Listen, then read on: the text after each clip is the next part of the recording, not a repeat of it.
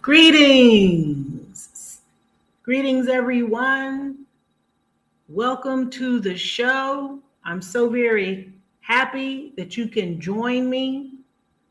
If you are on the East Coast of the United States, then it is a hearty, grand, rising, good day to you. All right. I'm 12 hours away. It is the evening for me. So I want to go ahead and invite you all to please hit the like button, share in the conversation. We're going to discuss a couple of things that might be controversial to some, but I feel it's important that we have these types of conversations. And this is just my contribution as a truth seeker to the greater truths. And I'd like to give my opening monologue to kind of set up where we'll be going this evening. So get what it is that you're going to need. I'm going to be coming on camera. I promise. I'm just going to do my monologue and get my nerve up. You know, I'm such a lot of us have whatever our little picadillos are. Sometimes it's not as easy as, 1, 2, 3. So here we go. I am coming on camera, but first I'd like to get through my opening monologue. So, greetings, sisters and misters and everyone in between. I am Dee Ramsey, and I have gone beyond the red pill. And of course, that led me to the land of crazy, where I seem to have been the only one around me who could see the code. Well, I am now back from crazy, and it's so good to see that many of you have joined me. Welcome. Today, we will be discussing the deconstruction of the mental matrix of enslavement and how the greater power structure chooses whom it would like to elevate as a cultural leader for a particular demographic. Are these quote unquote chosen ones really for the people? Jessie Jackson has been hailed as a quote civil rights advocate. But what are civil rights? Other than being a tool for control, like a forward-facing, quote, good negro to keep the rest of us in line, and of course, make millions doing it, what has he truly done for us? Okay? Please subscribe and hit the like button. And thank you again for being a part of the discussion. Let me come on camera to welcome everybody and say, hello, hi, y'all. Listen, shout out to us. We live, okay?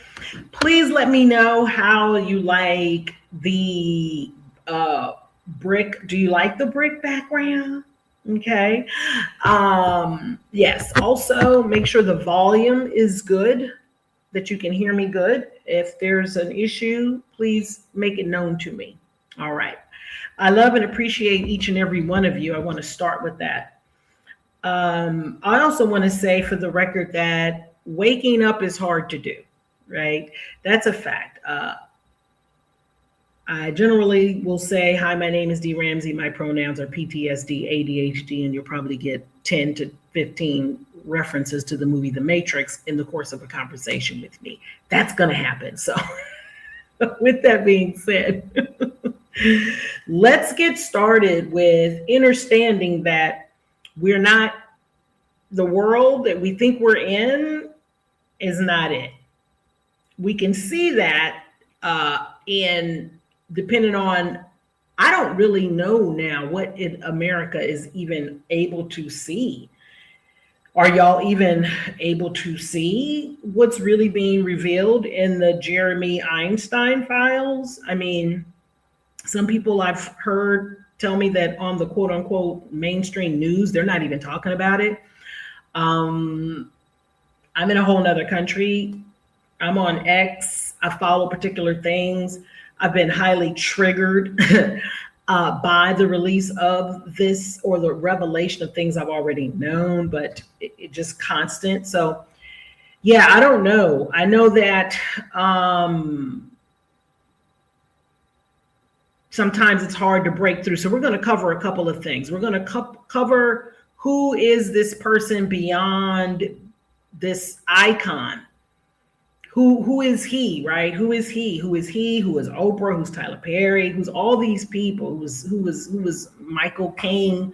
You know, that they named Martin. You know, who are these? Who were the Angela Davis, Gloria Steinem, Asada Shakur? Who are these people?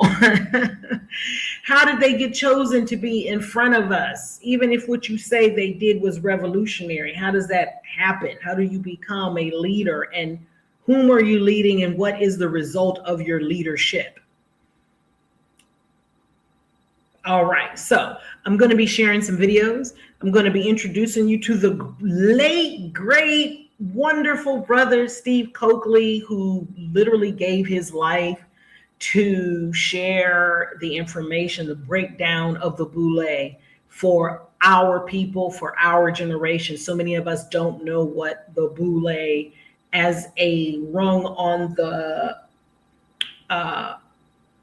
Freemasonic or secret society triangle. It's hard for us to understand that those positions that we have been taught to believe are prestigious and things we should be striving for to solidify ourselves as good Negroes and as having be part of community, is things like pledging fraternities, sororities, becoming quote unquote Prince Hall Freemasons, and how these people were lauded as the pillars of our communities. Well, who were they really? Why were they given these keys to success, right? These are generally the business owners, the entrepreneurs, the politicians, the mouthpieces, the preachers, a lot of preachers. So, without further ado, I will be coming off camera for a bit now, and I'm going to show a very short video, a small introduction. And I'm also, I can't link these videos just yet. I think I could have in the beginning part, but I can't now. But at the end, I'm going to be introducing you to some channels as I play their videos. Not entirely, but we'll be doing some commentary on it. But I will link those videos in the description later. Okay, post-production, all right? And if you're not familiar with these content creators, please follow them. They have done phenomenal work in their respective fields into bringing us up to speed. So let's come off camera here, sweethearts. And okay, I love you so much. Boom. This is a channel I really, really love so much. Let me start this video from the beginning. I did not even know that I was gonna begin with his video, but it's only 11 minutes, so it's perfect. And I'm such a fan of his and have been for years. Like, where was I going? Was I on the, I might have been on the cruise. I was on the cruise, or I was traveling of some sort, but I remember traveling, and I binged his channel.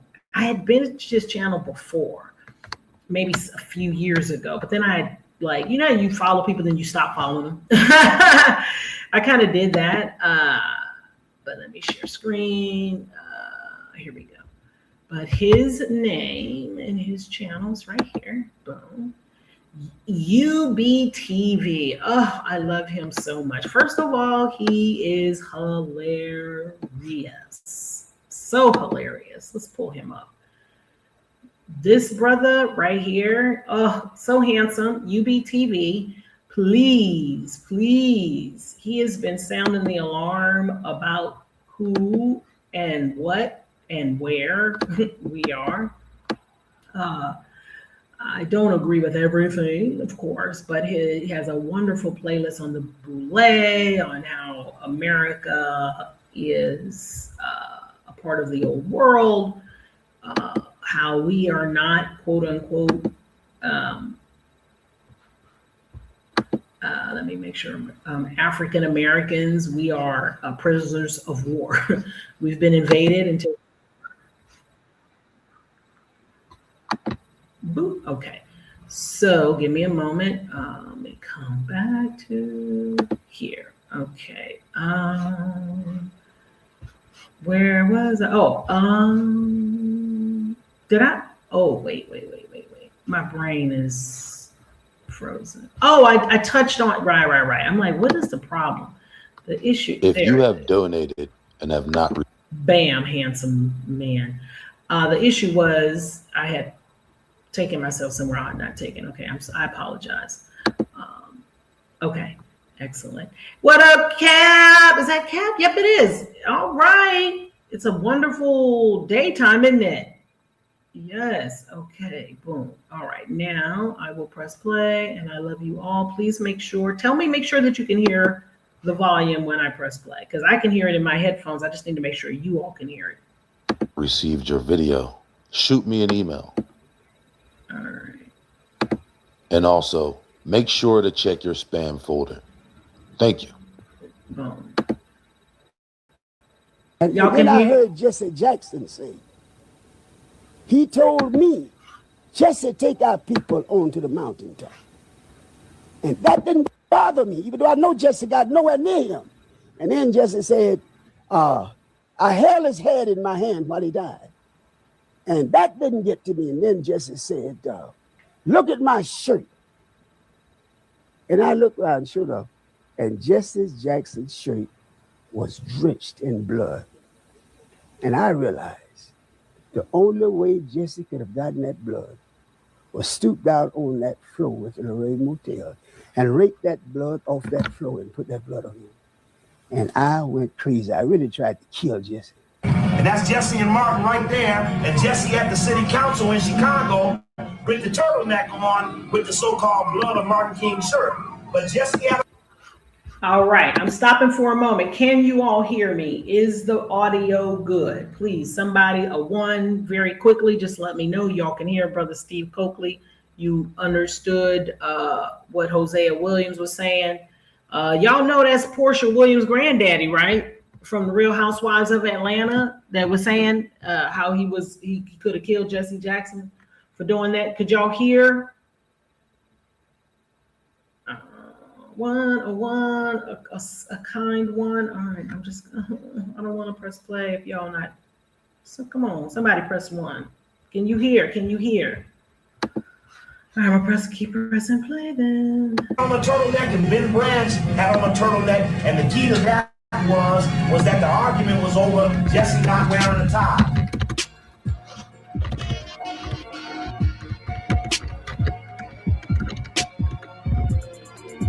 One of the most contentious conspiracy theories surrounding the assassination of King is the claim that some of his close friends may have played a role in the assassination plot.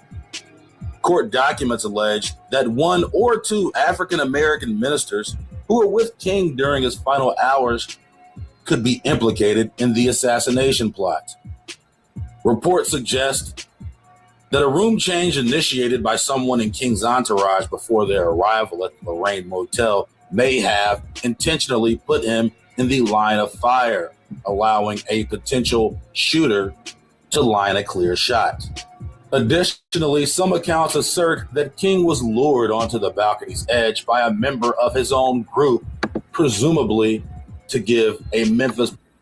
All right, I'm going to stop right here for a moment. I want y'all to really look at and hear what he is saying. All right. Here recently, we've had a quote unquote political assassination in Charlie Brown. Okay. Mr. KKK. Okay.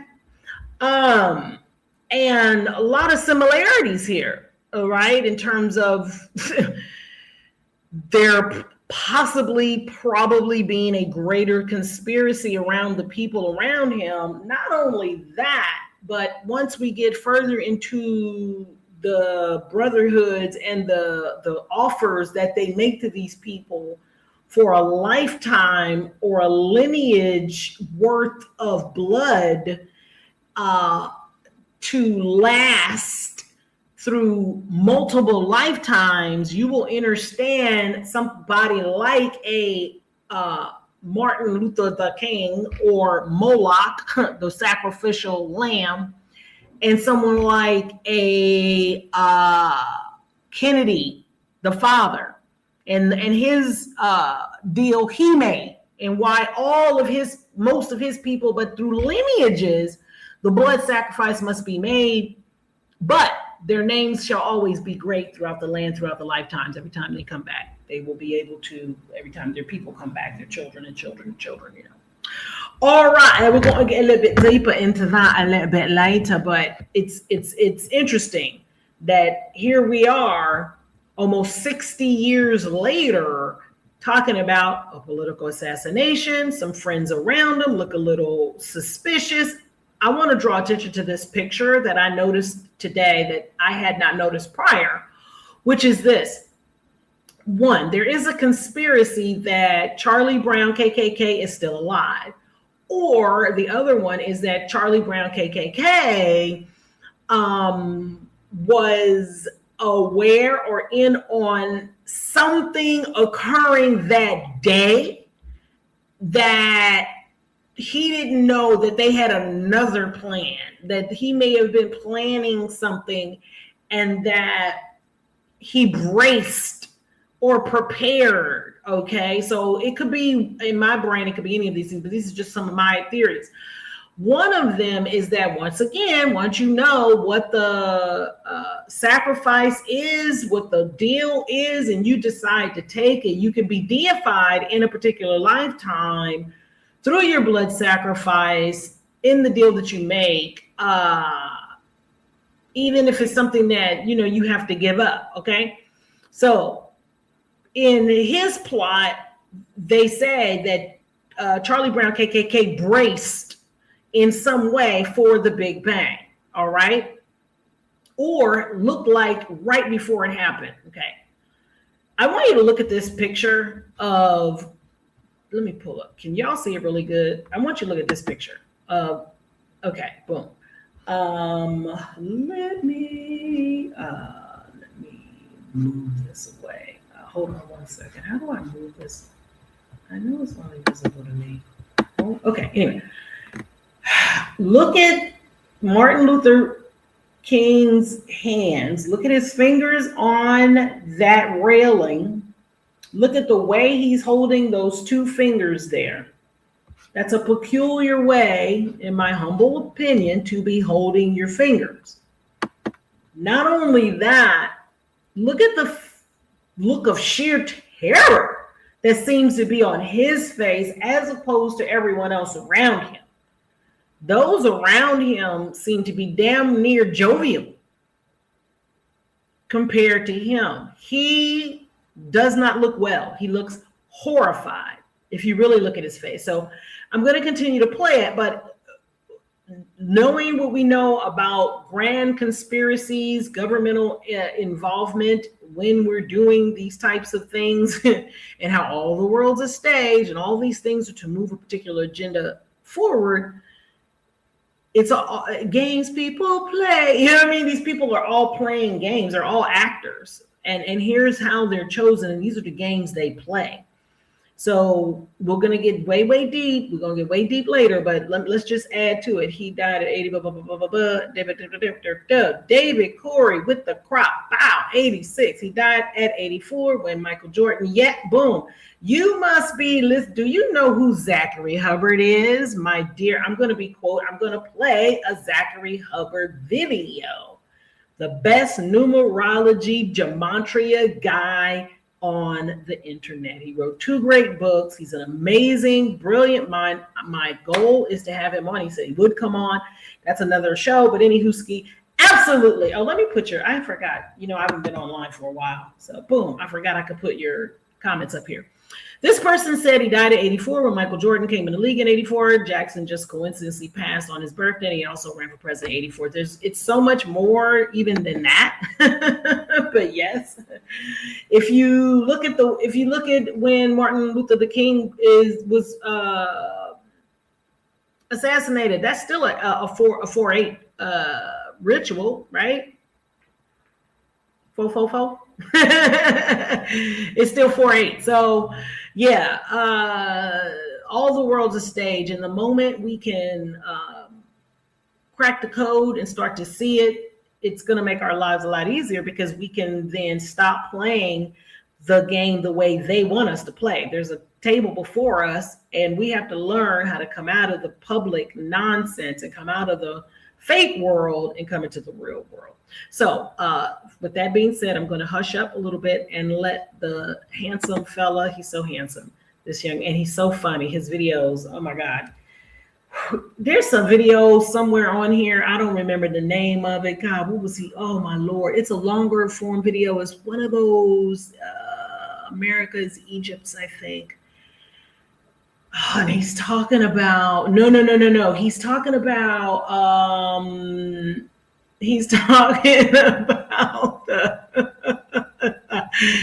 my brain. It took me a long time to figure out what the hell it was. He's talking about the Freedom Riders, and baby, he is talking about the Freedom Riders and some of the meals that this white lady made in the car for the Freedom Riders. And I am crying so hard listening to this shit. This man, he is such a great narrator of his videos. One, he's informative. And I love a brilliant mind. But the sarcasm and the humor is so on point. Y'all know I'm a comedian, so just, you can get me with a good laugh. If you know how to dance and you're funny, you can get it.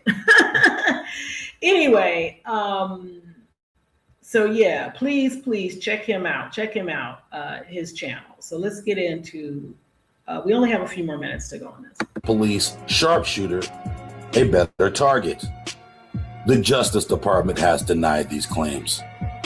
However, the same Justice Department has withheld the identities of its undercover agents and informants during its court proceedings. Although these identities are often redacted, it is known that multiple informants and agents were present at the scene during King's assassination. For instance, Morrell McCullough, an undercover agent who had infiltrated the group Invaders, was a member of the Memphis Police Department and later joined the CIA. A photograph taken moments after King's assassination shows him kneeling by Martin Luther King's body. According to FBI official documents, another informant was reportedly in the motel courtyard when King was shot. This unidentified individual was part of King's entourage, having shopped with fellow ministers James Bevel and James Orange before heading to the Lorraine Hotel at 5 p.m. The identity of this informant raises questions. If Bevel and Orange are named, who was the third person in King's inner circle who witnessed the murder? Eyewitness accounts indicate that when the shots rang out, many thought they sounded like firecrackers. And I heard this thing say, "Pow!" And I honestly thought someone had thrown a firecracker into the air. Now, that's Andy saying police. That's Andy saying the rooming house. And now on Turning Point, Andy says, I think maybe it came from the bushes. I don't think it came from the rooming house. I only thought when I pointed that way that it came from the rooming house. I watched Kyle say, you see them pointing that way? I pointed that way. I'm trying to figure out who is the first person to point that way. Chicago, Detroit, Boston, New York. These are just a few of the cities in which the Negro anguish over Dr. King's murder, presumably by a white man, expressed itself in violent destruction. Some buildings were put to the torch, while the looters stripped block after block of stores along 7th Street.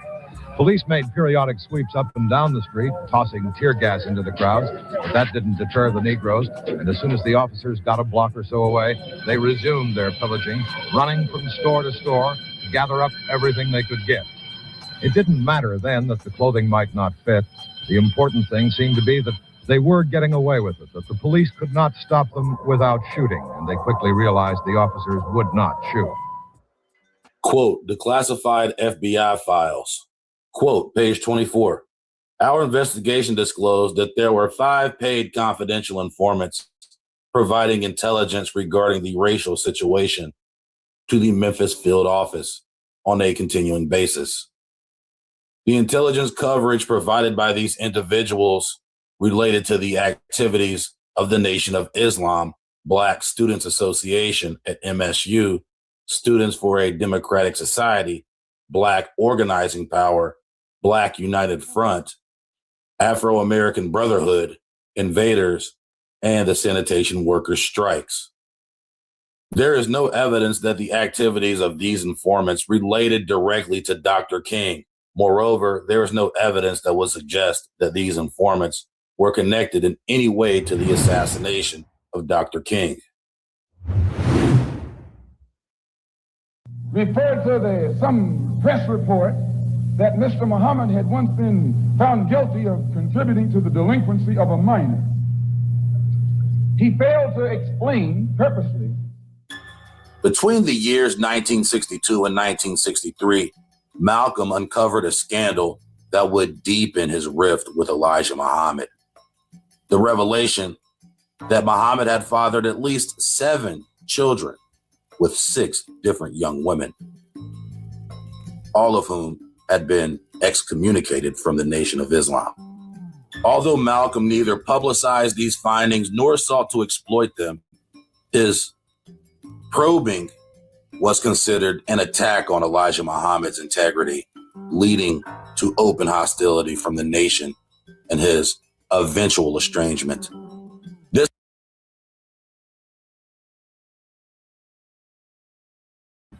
All right. Let me come out of that for a moment. This whole life is a psyops, a spiritual battle. You better know it. I like you, David Corey. That's a fact.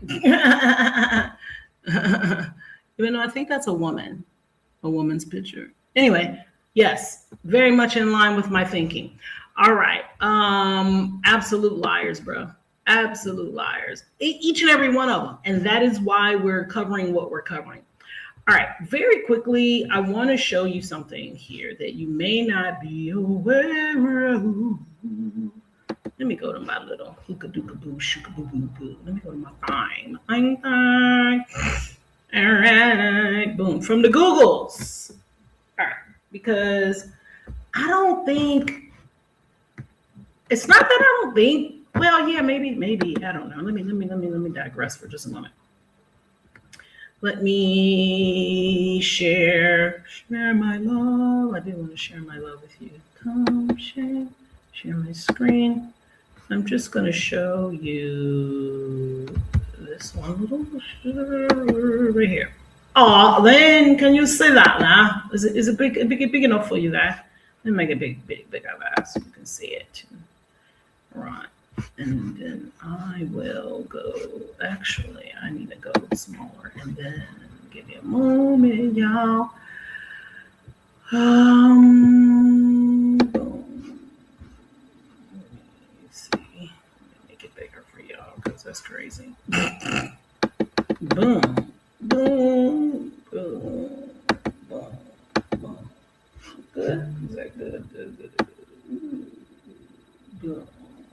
Boom, from Google. Okay, because I like to see stuff, so I'm going to make sure you can see it as well. So from Google, Reverend Jessie Jackson. By the way, Reverend itself, the term Reverend means something, you all, in the rights. That is a title, and it is not about being a pastor or a preacher, okay? Reverend Jessie Jackson was a prominent 33-degree Prince Hall Mason and a member of Harmony Lodge number 88 in Chicago, Illinois, Lodge number 88. He was initiated into Prince Hall Freemasonry on May 25th, 1987 at the age of 46. But wait, there's more. He attained the 33rd degree, the highest honorary degree in the Scottish Rite. He's a member of the most worshipful Prince Hall Grand Lodge of Illinois, Shriner status. He was also a member of the Arabic Temple Shriners, which is Prince Hall affiliated. His Masonic views. Jackson often spoke of his admiration for Freemasons. He observed while growing up in the South, noting their stature, dignity, and sense of covenant. Now, mind you, Jessie Jackson was born in Greenville, South Carolina to a teenage single mother, okay? Lots of people have chosen the life of being able to have a level of comfort, brotherhood, and all of that. So I get it. What I don't get, though, is when we understand what is a 33-degree Freemason. Because if you know anything about Albert Pike and the 32nd degree, all right, the 33rd, he'll let you in there. I'm sorry. I didn't mean to make that sound. That was probably harsh. Okay, cool. I was like, dang, I don't think I meant to leave Zach's channel. And I didn't. I went back to it. Okay. Boom. I'm over here now. Boom, boom, boom, boom. Okay, boom. Why am I? Oh, cool. Okay, cool. Sorry, y'all. But I'm trying to figure out where I'm at and where I'm going. I was going somewhere. All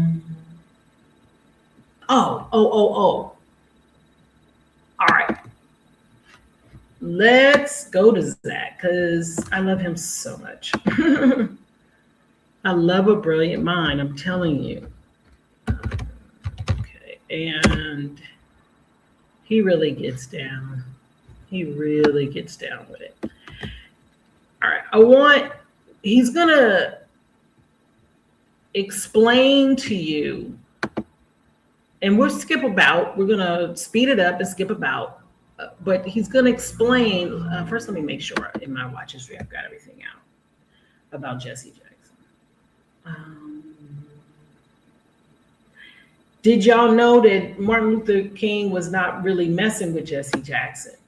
He was not messing with Jessie Jackson. And did you know how disliked at the time of his crossing over that Martin Luther King was? He was very disliked because he had already begun to regret his decisions and start to wake up to the realities of what playing with fire really means in this world when you play with these people.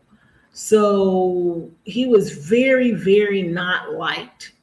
Very not liked. The Vietnam War was just getting to an intense position. It had began to intensify in the early 60s. By 68, which was like one of the bloodiest years, again, I'm right now celebrating the Vietnamese Lunar New Year in Vietnam, where the Vietnamese, during the Vietnam War in 1968, decided to go on the offensive, and something happened called the Tet Offensive. Look it up. Anyway, we'll talk about it because it's important. Not tonight, though.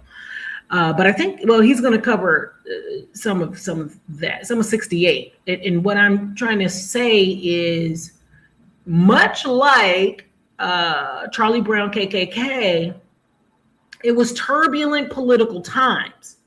It was the war drums were a-beaten. The powers that be were working incredibly hard to divide the nation along racial lines, much like they're doing now.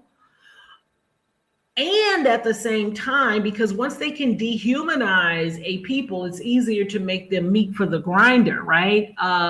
Also, the war at that time had something called the draft, where they would literally call your friggin' name and send you to the front lines to be shot at and killed. The brothers were disproportionately represented on those front lines during these wars, okay? And again, the whole purpose of that war was to get these soldiers hooked on heroin, okay? And to create the golden triangle, and where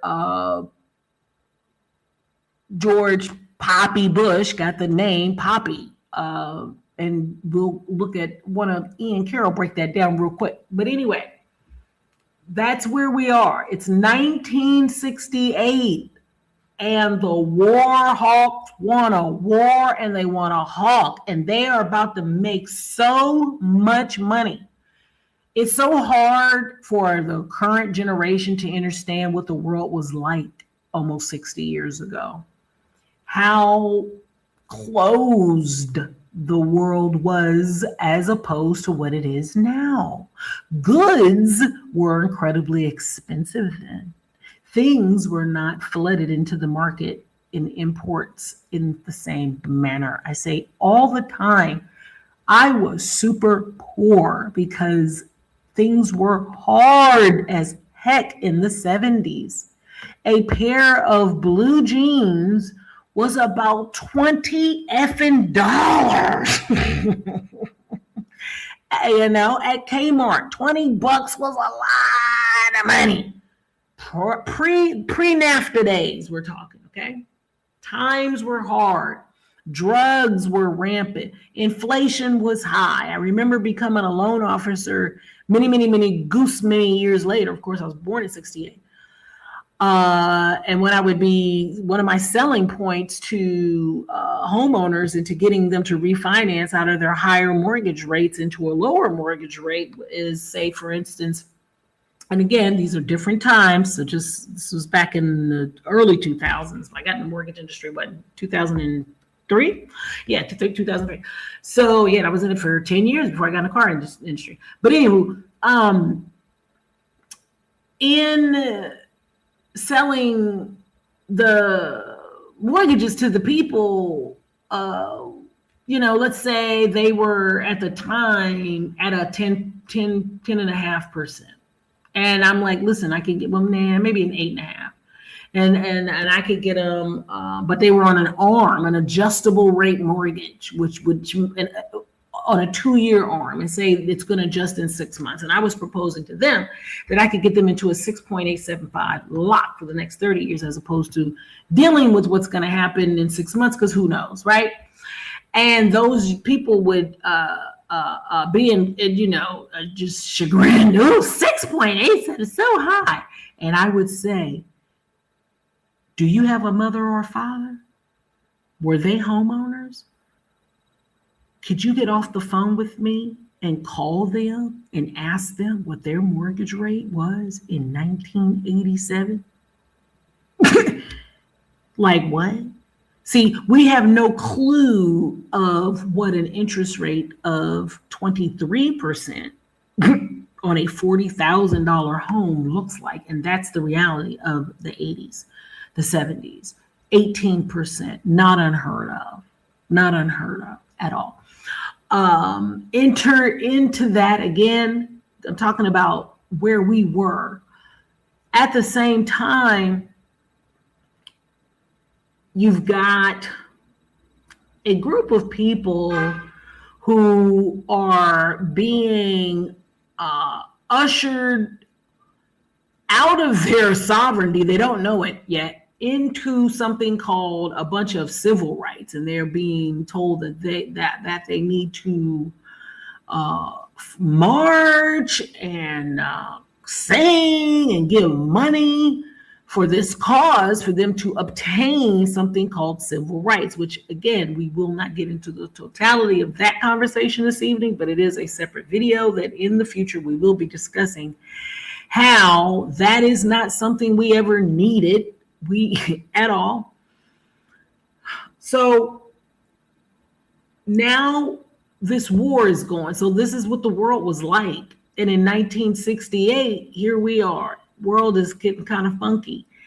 And the hero of the day, this young black man, the Barack Obama of his day, the handsome young preacher black guy who's leading us to the promised land, is now going to come out and come against this war.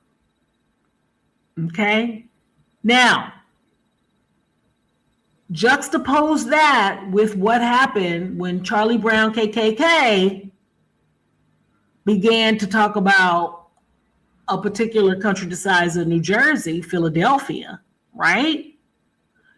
And how war with another country over there, the big I people, the people who ran, them folk, that guy is purported to have bossed up on the president about how what a bad idea going to war is.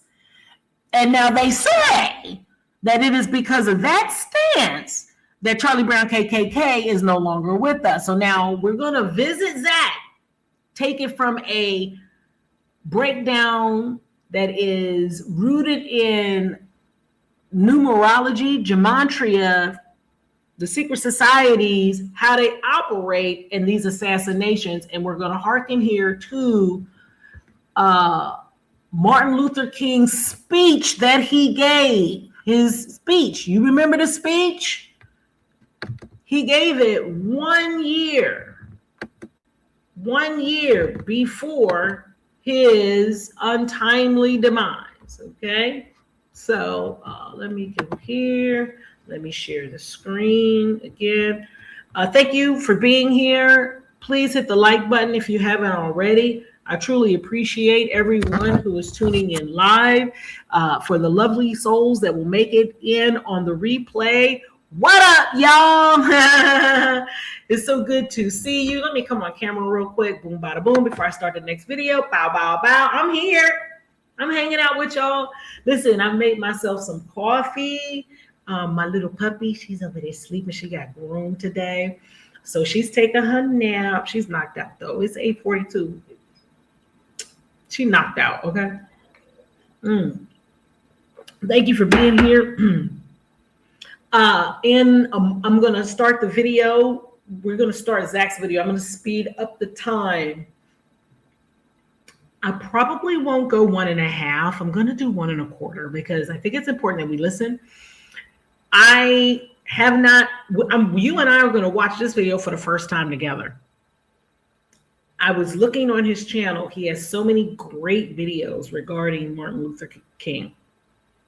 But when I saw this one, I thought, you know what? And I found it like literally right before I did this show. I said the Most High is really guiding this because I think it's appropriate.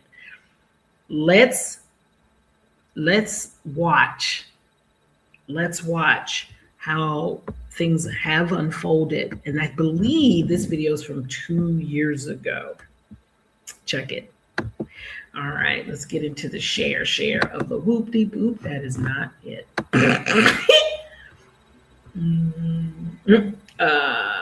Here we go. Screen. Oh my goodness. I love y'all so much. Boom. I love Zach because there's so many people I'm so excited to meet y'all, for you all to introduce y'all to. Oh my God, wait till I introduce you to Dana. She is so fucking fly and smart and humans are awesome. Anyway, all right. Let's see here. I come to this. Boom. Okay. Let me come in, make sure you can see that.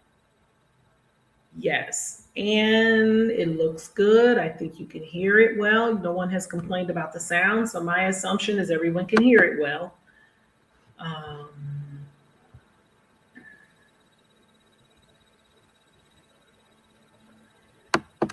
Woo! Okay, we're watching this together for the first time. Again, welcome everyone to the chat. My name is Dee Ramsey. Gone beyond the red pill, and I made my way back from crazy. And I ain't crazy no more. I never really was. Shit. I just knew a whole lot before a whole lot had been revealed. And I was like, y'all getting on my nerves. So here we are. Boom. Playback speed. Okay. And I love y'all so much. I think I said that already. This says, Martin Luther King speaks beyond Vietnam. Let us rededicate ourselves to the long and bitter but beautiful struggle for a new world. What is the Freemasonry always saying thereafter? A new world order. Remember, it's 4-4, which is still 4-8 or 84. So this is exactly 1 year to the day prior to his exiting. Let's go. Magnificent house of worship tonight, because my conscience leaves me no other choice. I join you in this meeting because I'm in deepest agreement with the aims and work of the organization which has brought us together, clergy and laymen concerned about Vietnam. The recent statements of your executive committee are the sentiments of my own heart, and I found myself in full accord when I read its opening lines. A time comes when silence is betrayal. That time has come for us in relation to Vietnam. The truth of these words is beyond doubt, but the mission to which they call us is a most difficult one. Even when pressed by the demands of inner truth, men do not easily assume the task of opposing their government's policy, especially in time of war.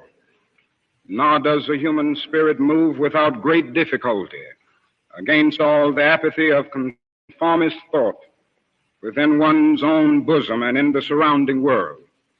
Moreover, when the issues at hand seem as perplexing as they often do, in the case of this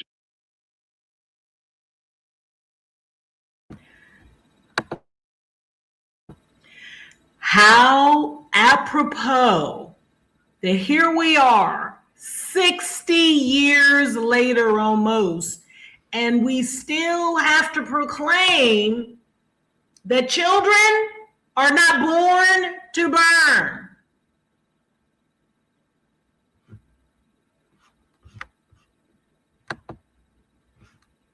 Interesting, isn't it? Got to be a march, got to walk about it. Oh, okay. dreadful conflict, we are always on the verge of being mesmerized by uncertainty. But we must move on. Some of us who have already begun to break the silence of the night have found that the calling to speak is often a vocation of agony. But we must speak. We must speak with all the humility that is appropriate to our limited vision. But we must speak. And we must rejoice as well, for surely this is the first time in our nation's history that a significant number of its religious leaders have chosen to move beyond the prophesying of smooth patriotism to the high grounds of a firm dissent based upon the mandates of conscience and the reading of history. Perhaps a new spirit is rising among us. If it is, let us trace its movements and pray that our own inner being may be sensitive to its guidance, for we are deeply in need of a new way beyond the darkness that seems so close around us. Over the past 2 years, as I have moved to break the betrayal of my own silences and to speak from the burnings of my own heart, as I have called for radical departures from the destruction of Vietnam, many persons have questioned me about the wisdom of my path. At the heart of their concerns, this query has often loomed large and loud. Why are you speaking about the war, Dr. King? Why are you joining the voices of dissent? Peace and civil rights don't mix, they say. Aren't you hurting the cause of your people, they ask. And when I hear them, though I often understand the source of their concern, I'm nevertheless greatly saddened, for such questions mean that the inquirers have not really known me, my commitment, or my calling. Indeed, their questions suggest that they do not know the world in which they live. In the light of such tragic misunderstanding, I deem it of signal importance to try to state clearly, and I trust concisely, why I believe that the path from Dexter Avenue Baptist Church, the church in Montgomery, Alabama, where I began my pastorate, leads clearly to this sanctuary tonight. I come to this platform tonight to make a passionate plea to my beloved nation. This speech is not addressed to Hanoi or to the National Liberation Front. It is not addressed to China or to Russia. Nor is it an attempt to overlook the ambiguity of the total situation and the need for a collective solution to the tragedy of Vietnam. Neither is it an attempt to make North Vietnam or the National Liberation Front paragons of virtue, nor to overlook the role they must play in the successful resolution of the problem. While they both may have justifiable reasons to be suspicious of the good faith of the United States, life and history give eloquent testimony to the fact that conflicts are never resolved without trustful give and take on both sides. Tonight, however, I wish not to speak with Hanoi and the National Liberation Front, but rather to my fellow Americans. That is, at the outset, a very obvious and almost facile connection between the war in Vietnam and the struggle I and others have been waging in America. A few years ago, there was a shining moment in that struggle. It seemed as if there was a real promise of hope for the poor, both black and white, through the poverty program. There were experiments, hopes, new beginnings. Then came the build-up in Vietnam, and I watched this program broken and eviscerated as if it was some idle political plaything of a society gone mad on war. And I knew that America would never invest the necessary funds or energies in rehabilitation of its poor so long as adventures like Vietnam continued to draw men and skills and money. Did y'all hear what this man was kicking? You see, this made him an enemy.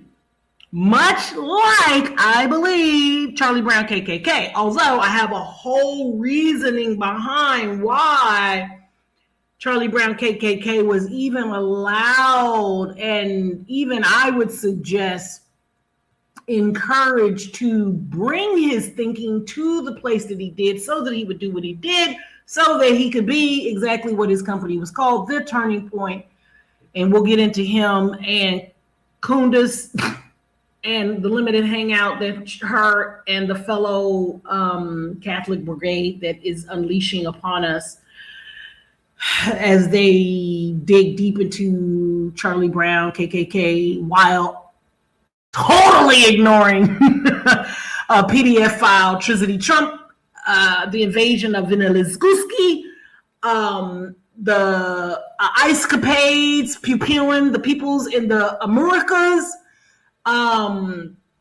the concentration camps being built, right? You see what I'm saying? The distraction of the Kunduses and the other people and the things like that are also part of this structure. So don't get it twisted. But let's focus on the similarities here and the juxtaposition between Charlie Brown KKK. He's a member of this elite group, right? He's able to visit the White House. Who was MLK? Several pictures of him at the White House, right? The greatest, youngest orator of the time. Did what? Visited churches, able to sway the youth, able to activate the youth, get the youth to get out and march. Who else? He's doing it under a tent in high schools or, you feel me, college campuses. It's just an old playbook. right? Gandhi did the same thing. He was a lawyer, another CIA, another alphabet boy agent provocateur, right? Utilized by empire to subdue the masses so that they could do their dirty work. So we cannot get it twisted that even though he's an insider, he is now recognizing. See, I think that what happens to a lot of us, right? If you still got your rose-colored glasses on, even if you know, because let me just say this, once you're born into these sister brotherhoods, because his father was a known high-ranking Freemason. I'm talking about Michael here. Michael. That's his fucking name, Michael King. His daddy name, we changed it, but his name is fucking Michael. Then he's already a legacy in a lifestyle and a part of a upper crust, Oak Bluff, blue blood, Negro, talent intent, Boule structure. And in that structure, you've still got hopes, dreams, and beliefs in your product. And the height of that for him is that I have a dream speech, and then the belief later in the Poverty March. Remember the Poverty March? Some of you may not. It was all about the Poverty March. And that is what he's talking about. He says there was a time here not too long ago, you bitches, I know he wanted to say that, where we had white people and black people, the poor, marching together for the betterment of the country. But when I realized this country was not going to fucking invest the resources in doing any of that, but something else, nothing was more lucrative than the war drums of Vietnam. Give me one moment while we're gonna remove this for just a second. I love you all. Hey, David I'm just calling you 8686 because I'm so thrown by your picture is a woman, but it says a dude. Are you a dude or a woman? Because I don't know. What's up, Crystal Grab? How you doing? Everything is very good with me. Thank you for asking. Ouch, I'm scratching. Where was my brain? What did I just say, y'all? I was going somewhere. I was about to pick up something. Oh, fuck. Damn. Oh, side quest squirrel. That's why I need a producer, somebody that's right back in my brain that says, you said this. It's okay. I'll add, damn. It was a video. Add that back to the stage because now I can't fucking remember.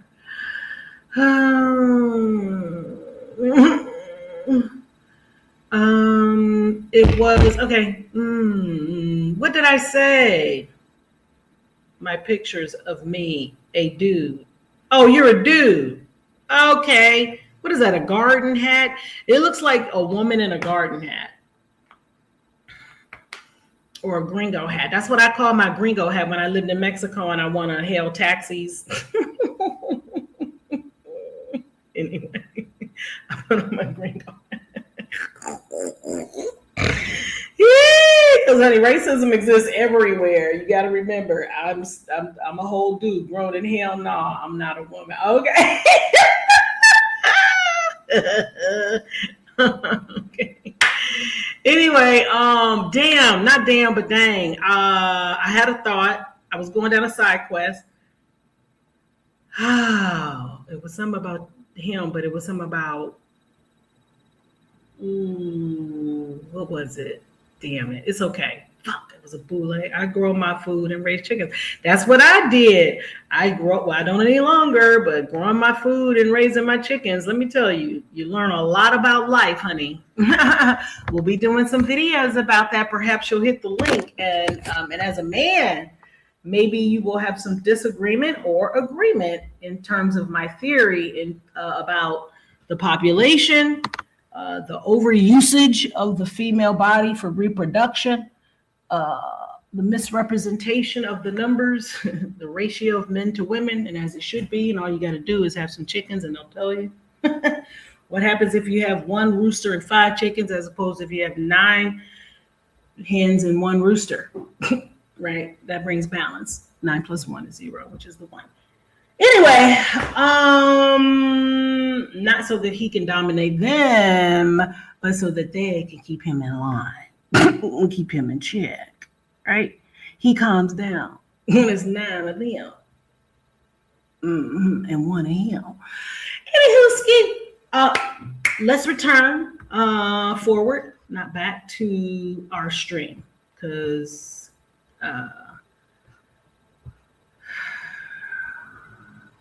my brain is itching because I know that I was going to say something else. I just can't remember what it is. Like some demonic destructive suction tube, so I was increasingly compelled to see the war as an enemy of the poor and to attack it as such. Perhaps a more tragic recognition of reality took place when it became clear to me that the war was doing far more than devastating the hopes of the poor at home. It was sending their sons and their brothers and their husbands to fight and to die in extraordinarily high proportions relative to the rest of the population. We were taking the black young men who had been crippled by our society and sending them 8,000 miles away to guarantee liberties in Southeast Asia, which they had not found in Southwest Georgia and East Holland. So we have been repeatedly faced with the cruel irony of watching Negro and white boys on TV screens as they kill and die together for a nation that has been unable to seat them together in the same schools. So we watch them in brutal solidarity, burning the huts of a poor village, but we realize that they would hardly live on the same block in Chicago. I could not be silent in the face of such cruel manipulation of the poor.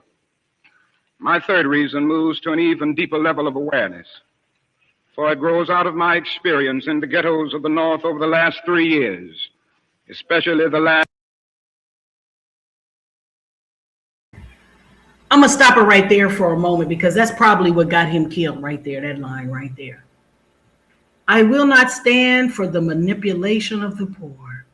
When he started talking about, see, the Vietnam War was the first televised war in terms of beyond propaganda. It could not solely be controlled in terms of the imagery that was returning back, the carnage. It was the first, it was not a rah-rah, sis boom ba type of a war, for those of you who are not old enough or to watch this in the future world. That war was incredibly bloody, incredibly visual. You're talking nightly, you're talking limbs being blown off, stories of what was occurring, the war crimes that the young soldiers themselves were committing. The US government was giving body counts to these units and explaining that they must meet a quota of DEAD bodies, regardless of whether they were old people, young people, women people, unarmed people. Many of them were not. The stories, all you have to do is go on the tube of what American soldiers did in Vietnam to the Vietnamese people, the rampant raping of the women and the girls, and I'm sure probably some boys. I don't know why people always leave the boys out of the treachery. These people are destroying the boys as well.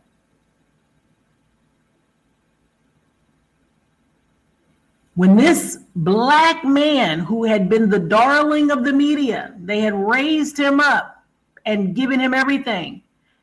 Freedom isn't free, nothing. You mean to tell me somewhere in his mind, he thought he had fame, success, and he thought, I'm sure, that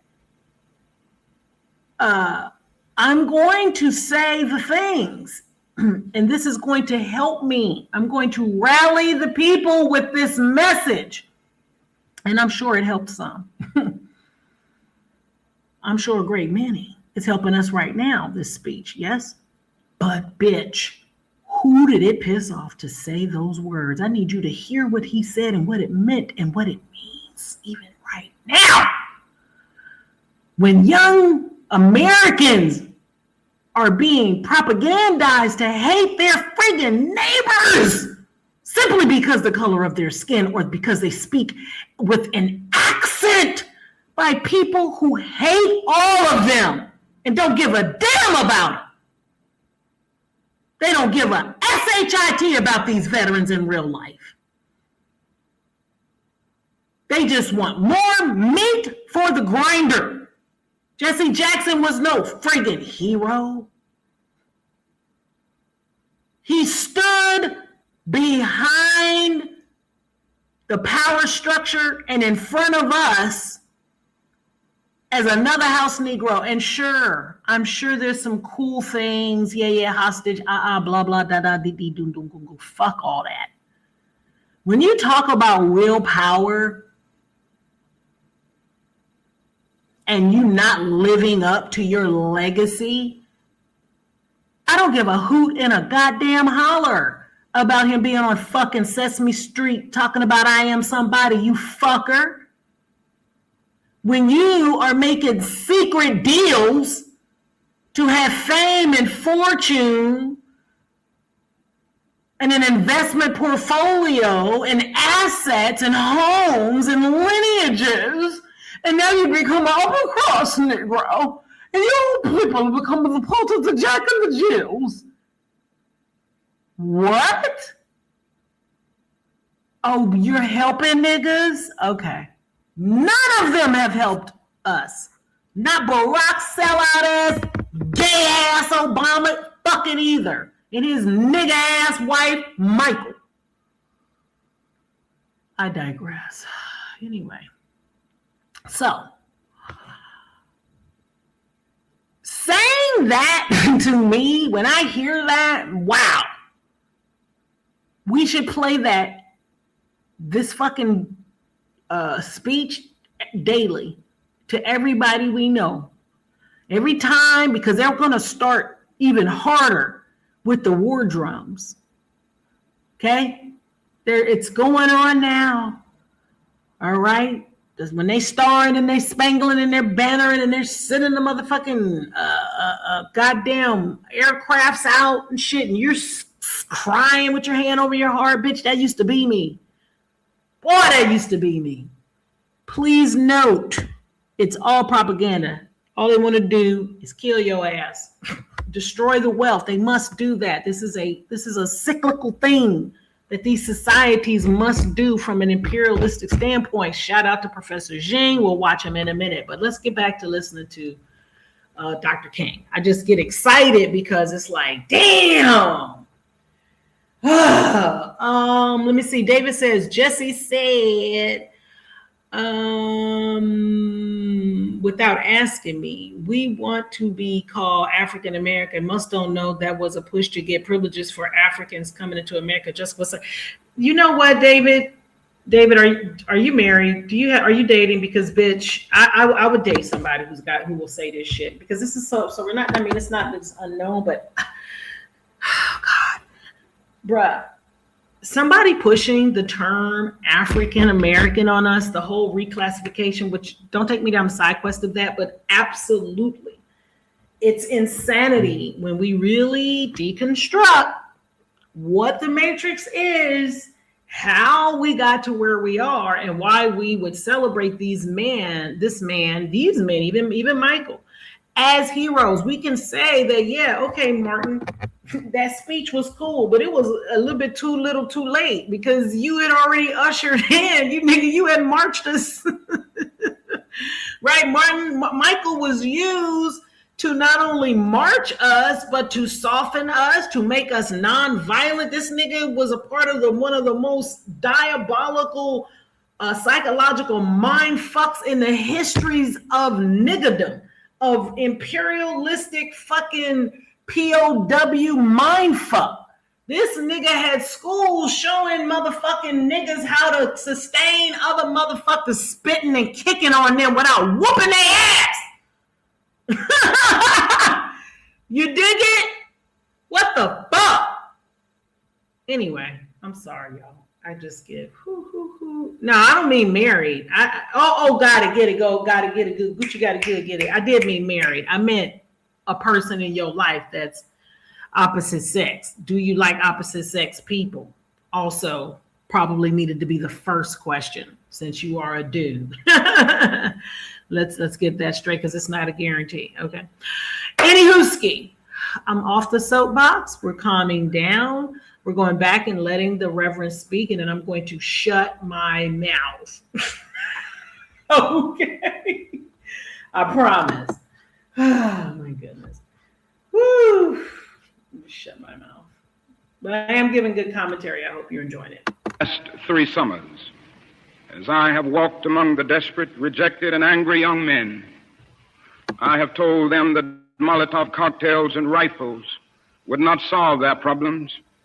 I have tried to offer them my deepest compassion while maintaining my conviction that social change comes most meaningfully through nonviolent action. But they ask, and rightly so, what about Vietnam? They ask if our own nation wasn't using massive doses of violence to solve its problems, to bring about the changes it wanted. Their questions hit home, and I knew that I could never again raise my voice against the violence of the oppressed in the ghettos without having first spoken clearly to the greatest purveyor of violence in the world today, my own government. For the sake of those boys, for the sake of this government, for the sake of the hundreds of thousands trembling under our violence, I cannot be silent. For those who ask the question, aren't you a civil rights leader? And thereby mean to exclude me from the movement for peace, I have this further answer. In 1957, when a group of us formed the Southern Christian Leadership Conference, we chose as our motto to save the soul of America. We were convinced that we could not limit our vision to certain rights for black people, but instead affirmed the conviction that America would never be free or saved from itself until the descendants of its slaves were loosed completely from the shackles they still wear. In a way, we were agreeing with Langston Hughes, that black Bart of Harlem, who had written earlier, "Oh yes, I say it plain, America never was America to me, and yet I swear this oath, America will be." Now it should be incandescently clear that no one who has any concern for the integrity and life of America today can ignore the present war. If America's soul becomes totally poisoned, part of the autopsy must read Vietnam. It can never be saved so long as it destroys the deepest hopes of men the world over. So it is that those of us who are yet determined that America will be are led down the path of protest and dissent, working for the health of our land.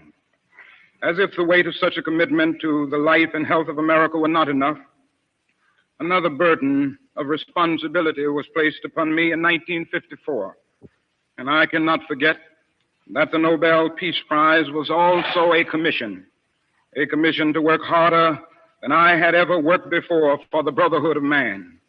This is a calling that takes me beyond national allegiances. But even if it were not present, I would yet have to live with the meaning of my commitment to the ministry of Jesus Christ. To me, the relationship of this ministry to the making of peace is so obvious that I sometimes marvel at those who ask me why I am speaking against the war. Could it be that they do not know that the good news was meant for all men, for communists and capitalists, for their children and ours, for black and for white, for revolutionary and conservative? Have they forgotten that my ministry is in obedience to the one who loved his enemies so fully that he died for them? What then can I say to the Viet Cong, or to Castro, or to Mao as a faithful minister of this one? Can I threaten them with death, or must I not share with them my life? And finally, as I tried to explain for you and for myself the road that leads from Montgomery to this place, I would have offered all that was most valid if I simply said that I must be true to my conviction that I share with all men the calling to be a son of the living God. Beyond the calling of race, a nation, a creed, is this vocation of sonship and brotherhood, because I believe that the Father is deeply concerned, especially for his suffering and helpless and outcast children. I come tonight to speak for them. This I believe to be the privilege and the burden of all of us who deem ourselves bound by allegiances and loyalties which are broader and deeper than nationalism and which go beyond our nation's self-defined goals and positions. We are called to speak for the weak, for the voiceless, for the victims of our nation, and for those it calls enemy. For no document from human hands can make these humans any less our brothers. And as I ponder the madness of Vietnam and search within myself for ways to understand and respond in compassion, my mind goes constantly to the people of that peninsula. I speak now not of the soldiers of each side, not of the ideologies of the Liberation Front, not of the Hunter side gone, but simply of the people who have been living under the curse of war for almost 3 continuous decades now. I think of them too, because it is clear to me that there will be no meaningful solution there until some attempt is made to know them and hear their broken cries. They must see Americans as strange liberators. The Vietnamese people proclaimed their own independence in 1945 after a combined French and Japanese occupation and before the Communist Revolution in China. They were led by Ho Chi Minh. Even though they quoted the American Declaration of Independence in their own document of freedom, we refused to recognize them. Instead, we decided to support France in its reconquest of a former colony. Our government felt then that the Vietnamese people were not ready for independence. We again fell victim to the deadly Western arrogance that has poisoned the international atmosphere for so long. With that tragic decision, we rejected a revolutionary government seeking self-determination, and a government that had been established not by China, for whom the Vietnamese have no great love, but by clearly indigenous forces that included some communists. For the peasants, this new government meant real land reform, one of the most important needs in their lives. For 9 years following 1945, we denied the people of Vietnam the right of independence. For 9 years, we vigorously supported the French in their abortive effort to recolonize Vietnam. Before the end of the war, we were meeting 80% of the French war cost. Even before the French were defeated at Dien Bien Phu, they began to despair of their reckless action, but we did not. We encouraged them with our huge financial and military supplies to continue the war even after they had lost the will. Soon we would be paying almost the full cost of this tragic attempt at recolonization. After the French were defeated, it looked as if independence and land reform would come again through the Geneva Agreement. But instead there came the United States, determined that whole should not unify the temporarily divided nation. And the peasants watched again as we supported one of the most vicious modern dictators, our chosen man, Premier Diem. The peasants watched and cringed as Diem ruthlessly rooted out all opposition, supported their extortionist landlords, and refused even to discuss reunification with the North. The peasants watched as all this was presided over by United States influence, and then by increasing numbers of United States troops who came to help quell the insurgency that Diem's methods had aroused. When Diem was overthrown, they may have been happy, but the long line of military dictators seemed to offer no real change, especially in terms of their need for land and peace.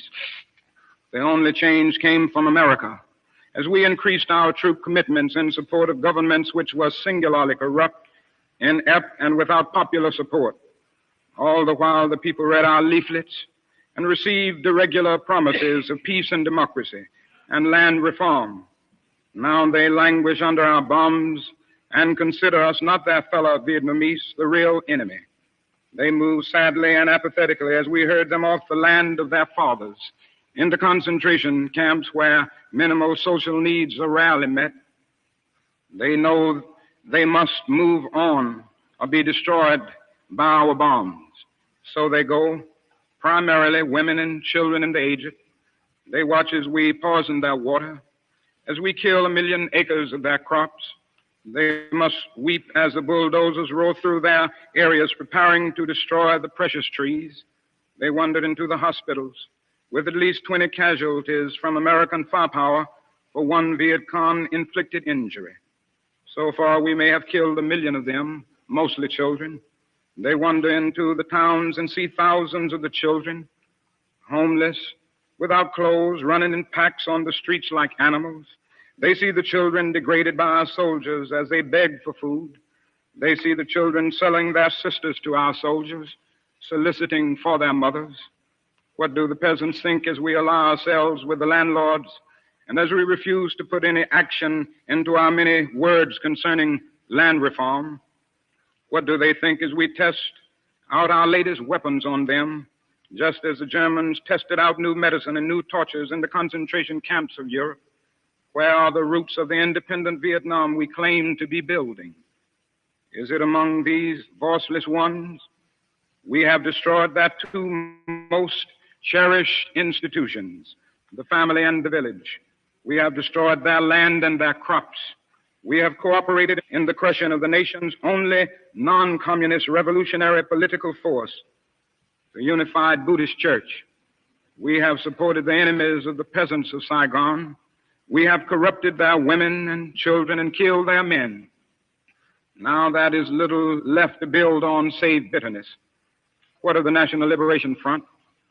That strangely anonymous group we call VC or communists? What must they think of the United States of America when they realize that we permitted the repression and cruelty of DM, which helped to bring them into being as a resistance group in the South? What do they think of our condoning the violence which led to their own taking up of arms? How can they believe in our integrity when now we speak of aggression from the North as if there were nothing more essential to the war? How can they trust us when now we charge them with violence after the murderous reign of DM, and charge them with violence while we pour every new weapon of death into their land? Surely we must understand their feelings, even if we do not condone their actions. Surely we must see that the men we supported pressed them to their violence. Surely we must see that our own computerized plans of destruction simply dwarf their greatest acts. How do they judge us when our officials know that their membership is less than 25% communist and yet insist on giving them the blanket name? What must they be thinking when they know that we are aware of their control of major sections of Vietnam, and yet we appear ready to allow national elections in which this highly organized political parallel government will not have a part? They ask how we can speak of free elections when the Saigon press is censored and controlled by the military junta. And they're surely right to wonder what kind of new government we plan to help form without them, the only party in real touch with the peasants. They question our political goals, and they deny the reality of a peace settlement from which they will be excluded. Their questions are frighteningly relevant. Is our nation planning to build on political myth again and then show it up upon the power of new violence? Here is the true meaning and value of compassion and nonviolence, when it helps us to see the enemy's point of view, to hear his questions, to know his assessment of ourselves. For from his view, we may indeed see the basic weaknesses of our own condition, and if we are mature, we may learn and grow and profit from the wisdom of the brothers who are called the opposition. Here is the true meaning and value of compassion and nonviolence, when it helps us to see the enemy's point of view, to hear his questions, to know his assessment of ourselves. For from his view, we may indeed see the basic weaknesses of our own condition, and if we are mature, we may learn and grow and profit from the wisdom of the brothers who are called the opposition. So too with Hanoi, in the north, where our bombs now pummel the land, and our mines endanger the waterways, we are met by deep but understandable mistrust, To speak for them is to explain this lack of confidence in Western words, and especially their distrust of American intentions now. In Hanoi are the men who led the nation to independence against the Japanese and the French, the men who sought membership in the French Commonwealth and were betrayed by the weakness of Paris and the willfulness of the colonial armies. It was they who led a second struggle against French domination at tremendous cost, and then were persuaded to give up the land they controlled between the 13th and 17th parallel as a temporary measure at Geneva. You're listening to Dr. Martin Luther King Jr. on Beyond Vietnam. This is Alternative Radio. You can order copies of this program by calling the following toll-free number, 1-800-444-19.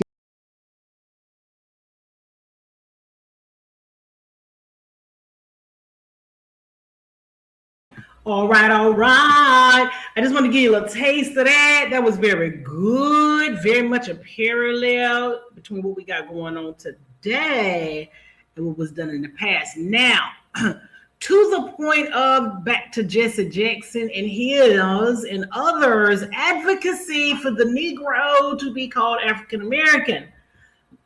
Let's take a peek at that, because that is very important. Very important.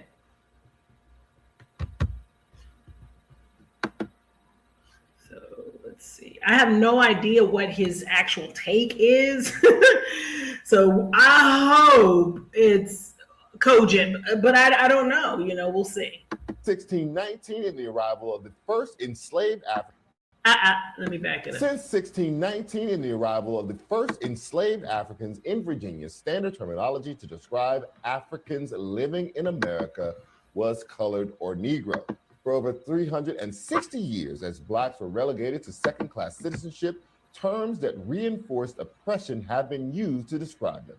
But as centuries pass, Black people have at times fought to break free from derogatory labels. After the Civil War, several Black people dispensed with the names given them by their former enslavers. This would continue even into the 1900s, when during the height of the Civil Rights Movement, Black leaders strongly rebelled against Jim Crow labels. But for mainstream America, a major turning point came in the late 1980s. On this day in 1988, a group of Black leaders, including Reverend Jessie Jackson and representatives from the NAACP, met to discuss the national Black agenda. It was here that Jackson and his peers catapulted the term African American into the country's lexicon. The term has been used since the 1970s, but never gained widespread acceptance until after this Chicago convention. Reverend Jackson said, "To be called African Americans has cultural integrity. It puts us in our proper historical context. Every ethnic group in this country has a reference to some land base, some historical cultural base. African Americans have hit that level of cultural maturity." Jackson stated that other races could connect their heritage to their mother countries with a sense of pride and acceptance. The term rose to prominence because it was considered more appropriate than Black or colored. But we are now seeing a growth in popularity of the term Black, this time for a different reason. Following George Floyd's murder last year, the New York Times announced it would be capitalizing the B in Black to describe people and cultures of African origin in the US and elsewhere. This is something heavy about the word Black and how we as a people were able to take something meant for our ridicule and turn it into Black power. And that is for the culture. Thank you for watching Prime, and good.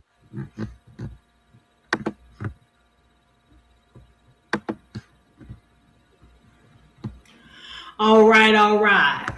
So, Jessie Jackson, while many history books and things will call him a hero, really wasn't. He really was not. He, like many others, are a part of a brotherhood that has nothing to do with us. He is an oath taker. Okay. Also, he is, let me close this for a moment. Give me 1 second, y'all.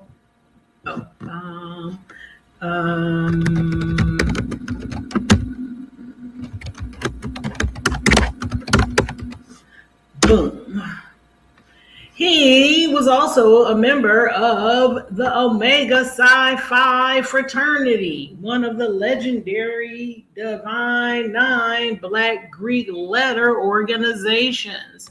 So let's look at that. Let's pick that up, shall we? Let's pick up that particular organization and put her into the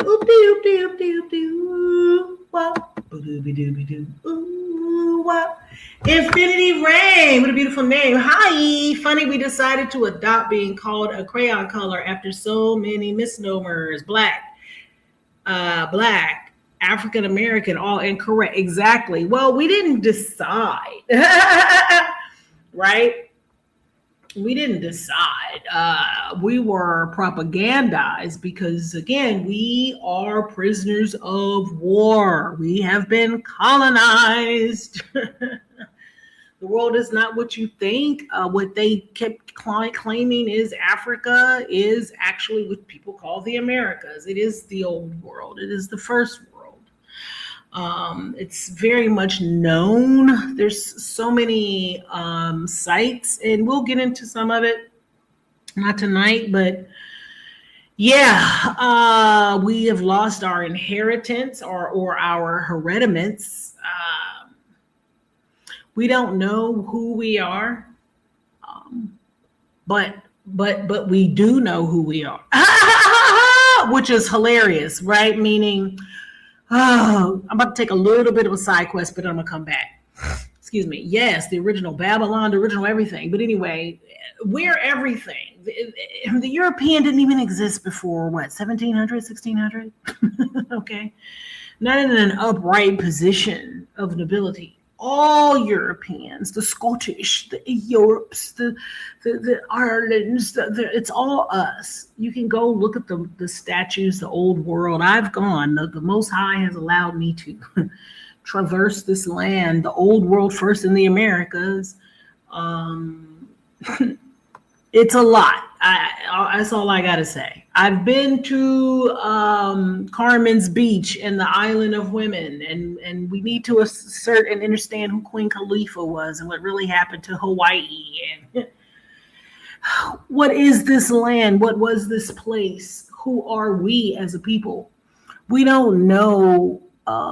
We've been slaughtered, and George Washington cut down a cherry tree was cutting us off our lineage, the blood, chopping off our minds, our heads from our mothers and our fathers and our great-grandmothers, and who they were and what they were, and what it means to be not just a Moor or Moorish. That's a term that I think came later.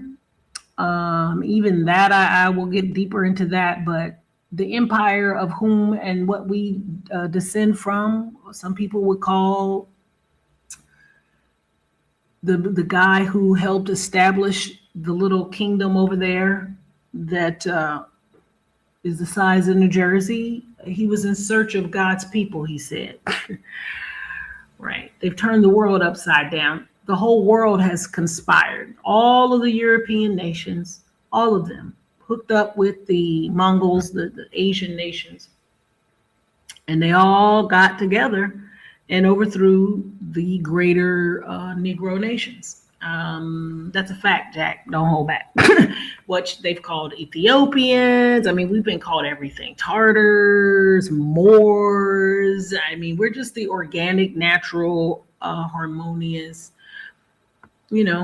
original caretakers of the space.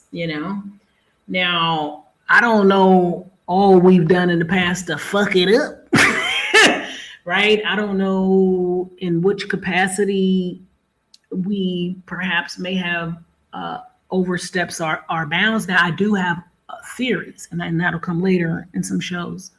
However, I am convinced that that's exactly what happened. We did indeed overstep our bounds. We stepped out of what we call divine harmony, grace, and order. We shared with others things we ought not have. and we experimented and dared to fuck with nature in a way we had no business doing. So, yeah, all the wars are about them overthrowing us. The World War I, World War II, which again we'll get into that in some later shows. But anywho, I want to quickly show you this video. Yeah, who is Jessie Jackson and what are his affiliations and what makes him not a friend but makes him a Boule foe? Give me a moment. Let's look at something. Too much. We need the most, at least at the same time, and lost everything. Yeah, Louisiana, French, Texas, Italy. Oh yeah, okay, boom. Give me a second. I love y'all so much. Oh no. Oh, she's not tripping. Okay, cool.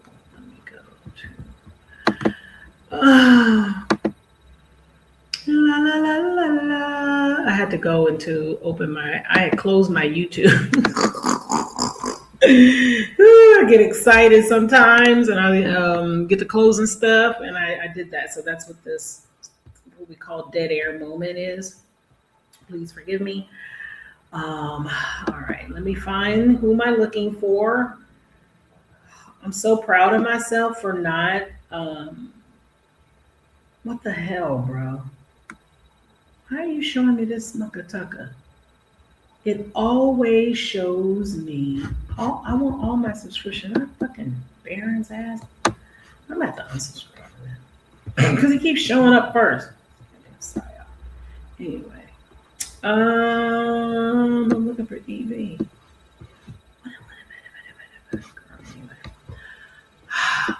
Bear with me. Here he is. I have subscribed to all your channels, so I thought subscribe again. Damn, bro. They will unsubscribe you from somebody and you won't even know it. I'm like, I know cutting damn well I'll subscribe to him. Let me hit the bell too. I know I was. Man, check on your favorite, or even if your YouTube person is not a frequent uploader and their content may be a little controversial, make sure you're subscribed, because man, I tell you, they be unsubscribing you. Let's see here. Okay, I know exactly what I'm looking for, so just bear with your gal. Yes. Okay.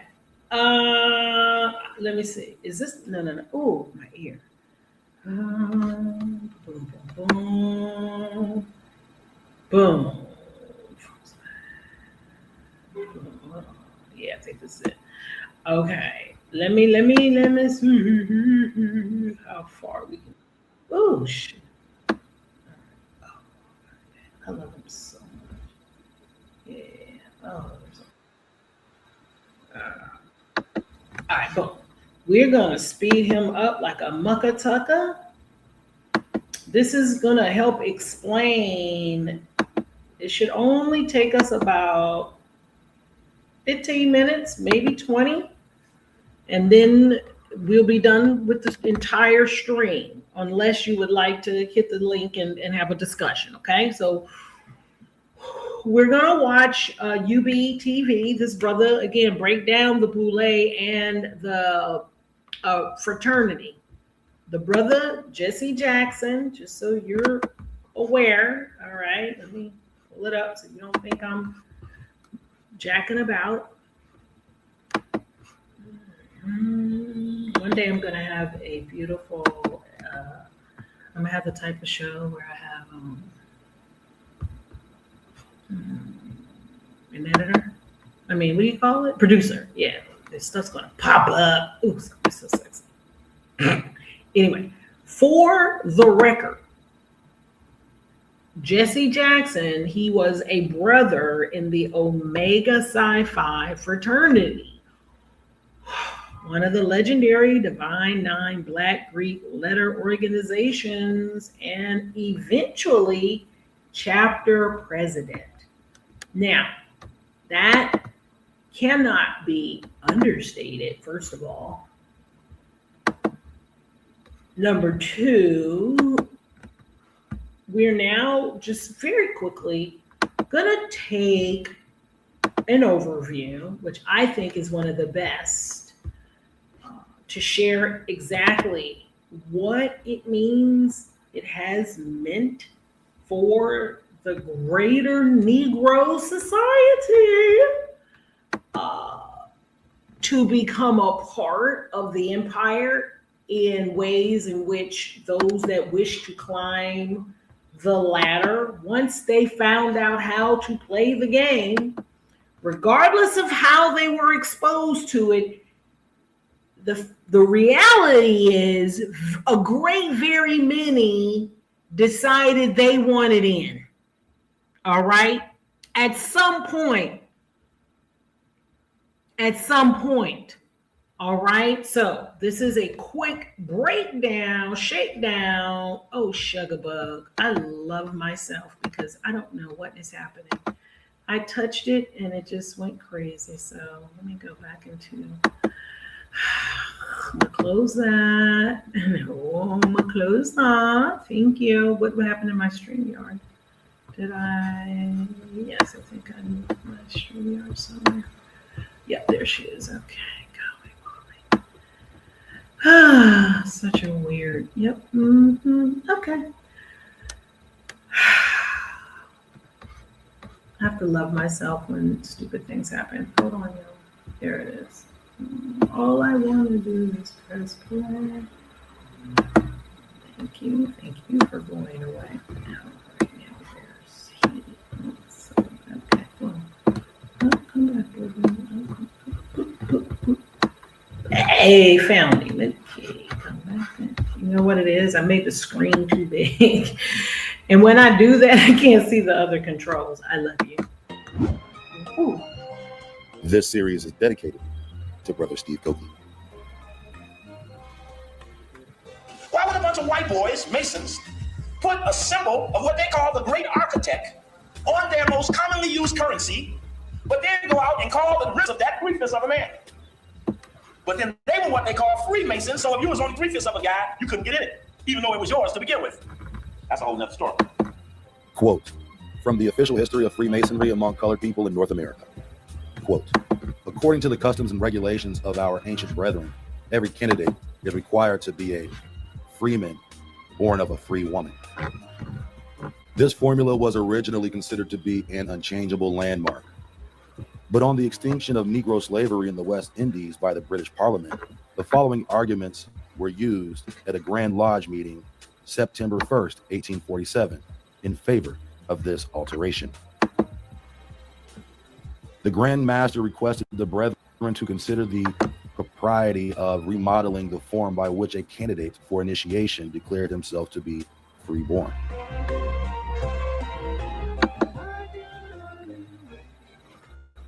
There are, he said, at present moment, many men in Jamaica and other places who are free by the law of emancipation, and yet their mothers having been slaves, they cannot conscientiously sign such a declaration, knowing it to be untrue. And in the absence of that preliminary act, we cannot initiate them.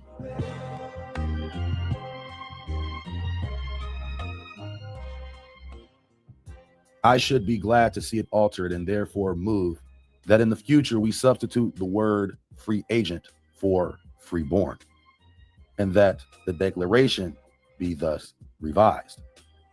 After a friendly conversation, which lasted some time, it was unanimously resolved that the phrase in the future should be freeman and the words freeborn should be canceled. End quote. From the official history of Freemasonry among the colored people in North America.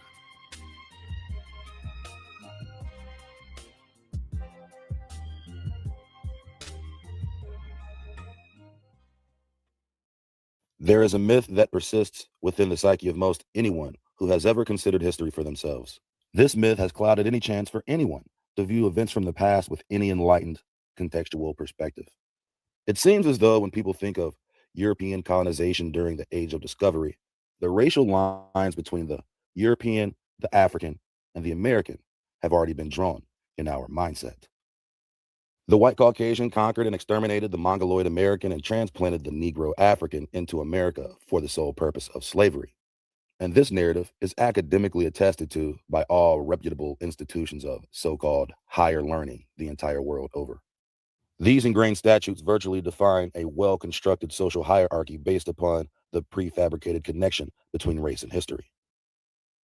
Simply put, by their template, Europe was a completely whiter Caucasian half-continent, Africa was a completely black continent, and America was a completely Mongoloid continent.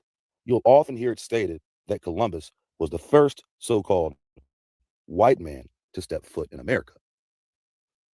But was that nigga even white, though?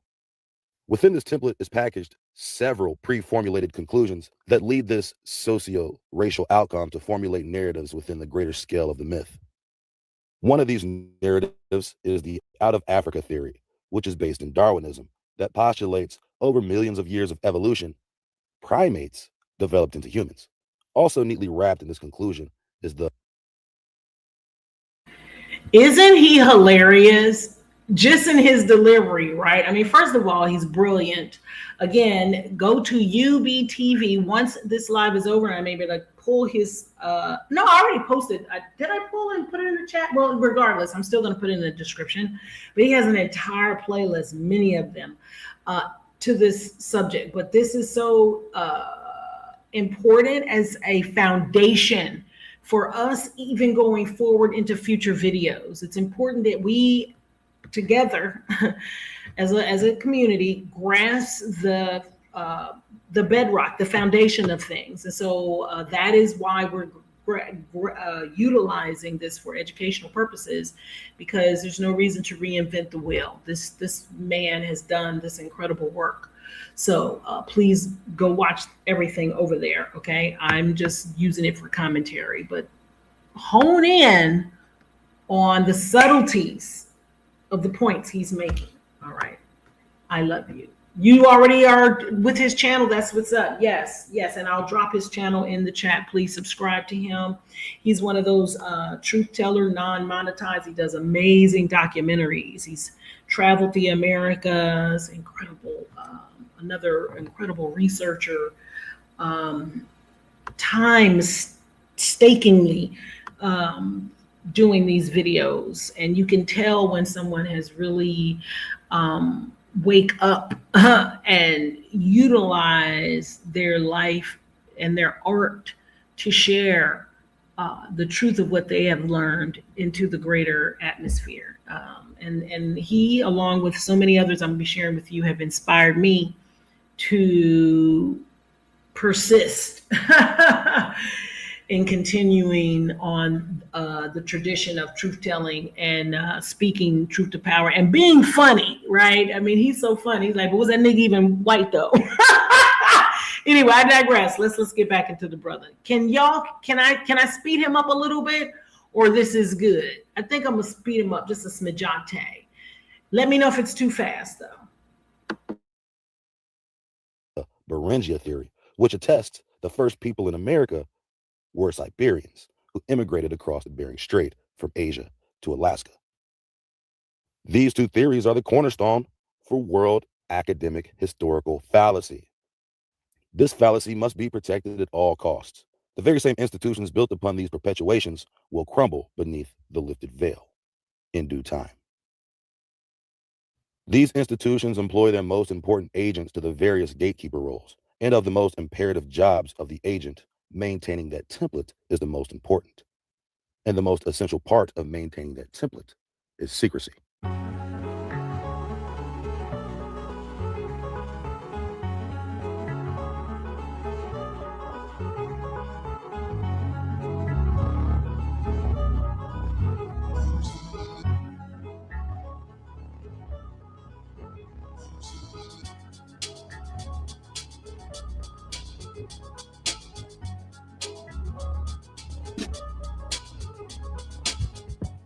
One should not be surprised that most, if not all of these men work in the dark, as to be kept by a classified chain of command. With the emerging American caste system of racial identity-based status, certain measures had to be put into place to assure a well-received public indoctrination, most especially amongst those who had been captured and enslaved in America during colonial expansion needed the most assimilation. As previously highlighted, religion, most predominantly Christianity, was used as the coagulant between an American slave and a socially prominent free black man. The first assemblies held under the captured population after the year 1776 were strictly tied to Christian abolitionists. The path that would lead an enslaved man to freedom and success took a direct path through the church. The concept of race and status was not as it is today, or better yet, not as we perceive today. Most essentially, European did not exclusively mean Caucasian, just like African did not exclusively mean Negro. And American definitely didn't mean Mongoloid. These connections were part of the development of the American social curriculum that didn't really find itself developed in the minds of so-called blacks in America. For those of you all who this is your first time, what's his name? UBTV. Yes, I'll drop his channel in here. First, let me give me a second. Take a screenshot. This is from early books. In the future videos, I will be introducing you to, matter of fact, I think tomorrow. Yes, tomorrow for sure. We'll go over a few channels, two in particular, that you all, if you're not already aware of them, and you probably are, yep, you're Brian Brandon, there you go. Have been doing this work, excuse me. And so much of what is hidden is in these old books. If you have an opportunity to go to old bookstores, if you have old dictionaries, oh my gosh, grab them now while you can. I have a collection back in the States, and you'll be amazed at what the words and were then and what they've been changed to now.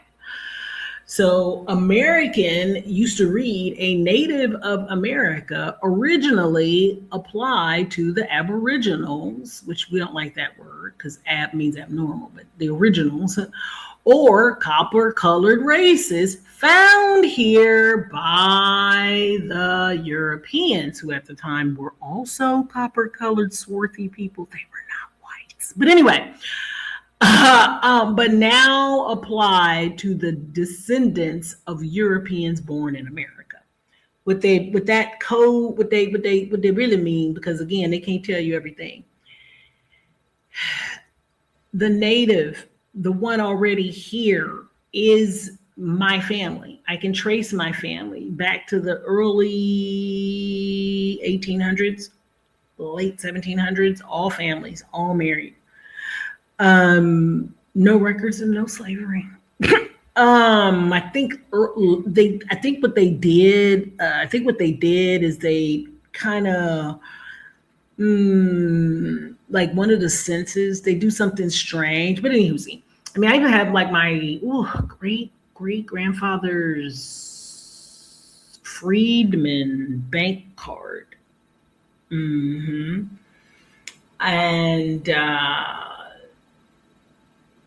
my real last name, believe it or not, through my daddy, is the last name of the most famous Black woman right now in America.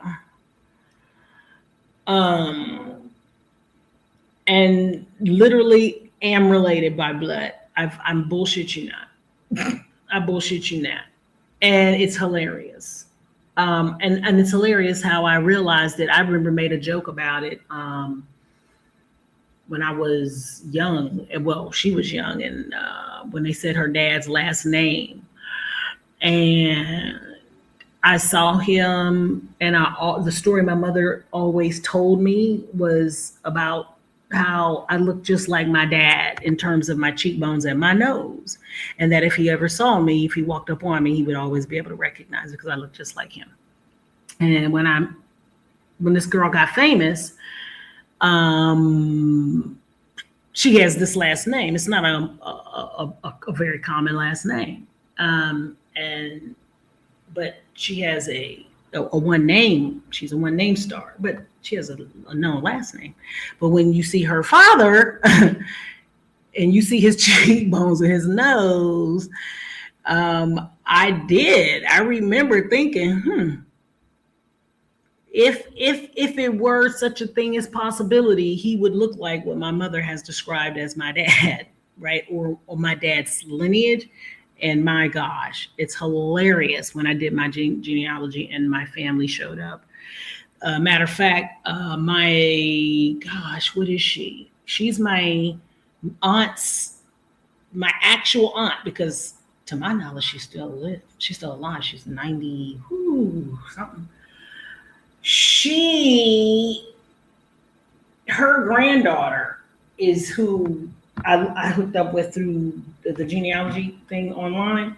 And when we FaceTimed each other and we saw each other for the first time, she said, "Oh, that's my dad's nose." She said, if you was in town with me, I would swear that my dad had a older daughter out of wedlock or something. Yep.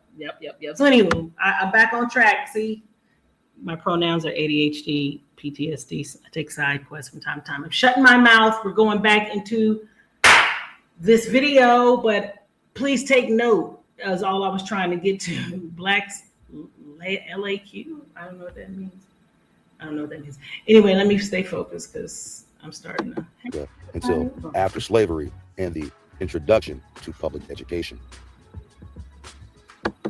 The education of a slave or any black into society held with it one historical prerequisite concerning their own history and condition in America. They had been taken and shipped from a place called Africa.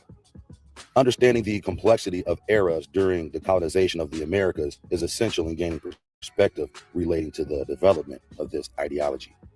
From the moment our historical record begins in the year 1492 with Columbus until after the year 1776, there are nearly 300 years, during which certain European nations and families invaded American shores with clandestine military campaigns. Their ammunition of choice: large ships, advanced weapons of war such as guns, and of course, disease.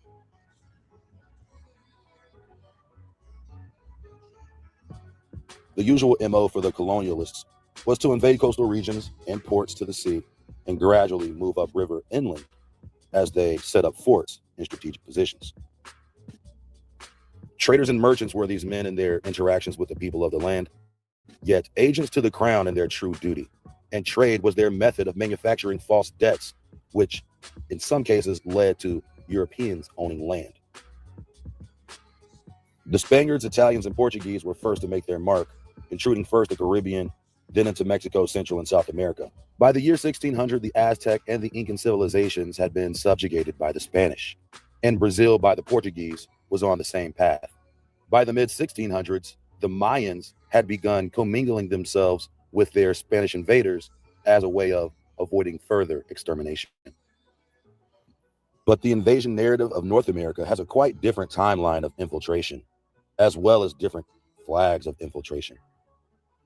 The Spanish attempted to claim areas of Florida, first with Ponce de Leon, then with De Soto, making expeditions into the interior. However, De Soto was eventually killed, and the Spanish were ultimately foiled by the Indians in his attempt. However, St. Augustine was set up as an outpost for the Spanish after they destroyed the French Huguenots' Fort Caroline near Jacksonville, Florida. One practice by the Spaniards that seems to go overlooked is the fact that any captured Indian was used as a slave. These people could not have been escaped Africans, as the narrative supposes, because barely any African slaves have been brought to the shores of America. This pattern of enslaving captured natives was also the primary method for containing natives used by the British, French, and even the Dutch. This practice brings us face to face with the truth about slavery in America. The first slaves were captured Indians. Yet so much emphasis is put on the year 1619 and the It's that reality of this country, of this world that we're in. It's one portion of it. It's a much larger story in terms of what that means from the worldview. That nations, multiple, conspired together to destroy and break down over time an empire, which was of colored peoples everywhere, not just some places, all over. We have always been, we are. You can see us everywhere. The Slavs, unfortunately, are the pale-skinned bastard children of these Moors. They are the slave wage paid, particularly the women who have been utilized throughout time innumerable as the debt clearer, the one that must be given to clear the debt, always has been the girl child in quote unquote marriage, in whatever way you want to take it.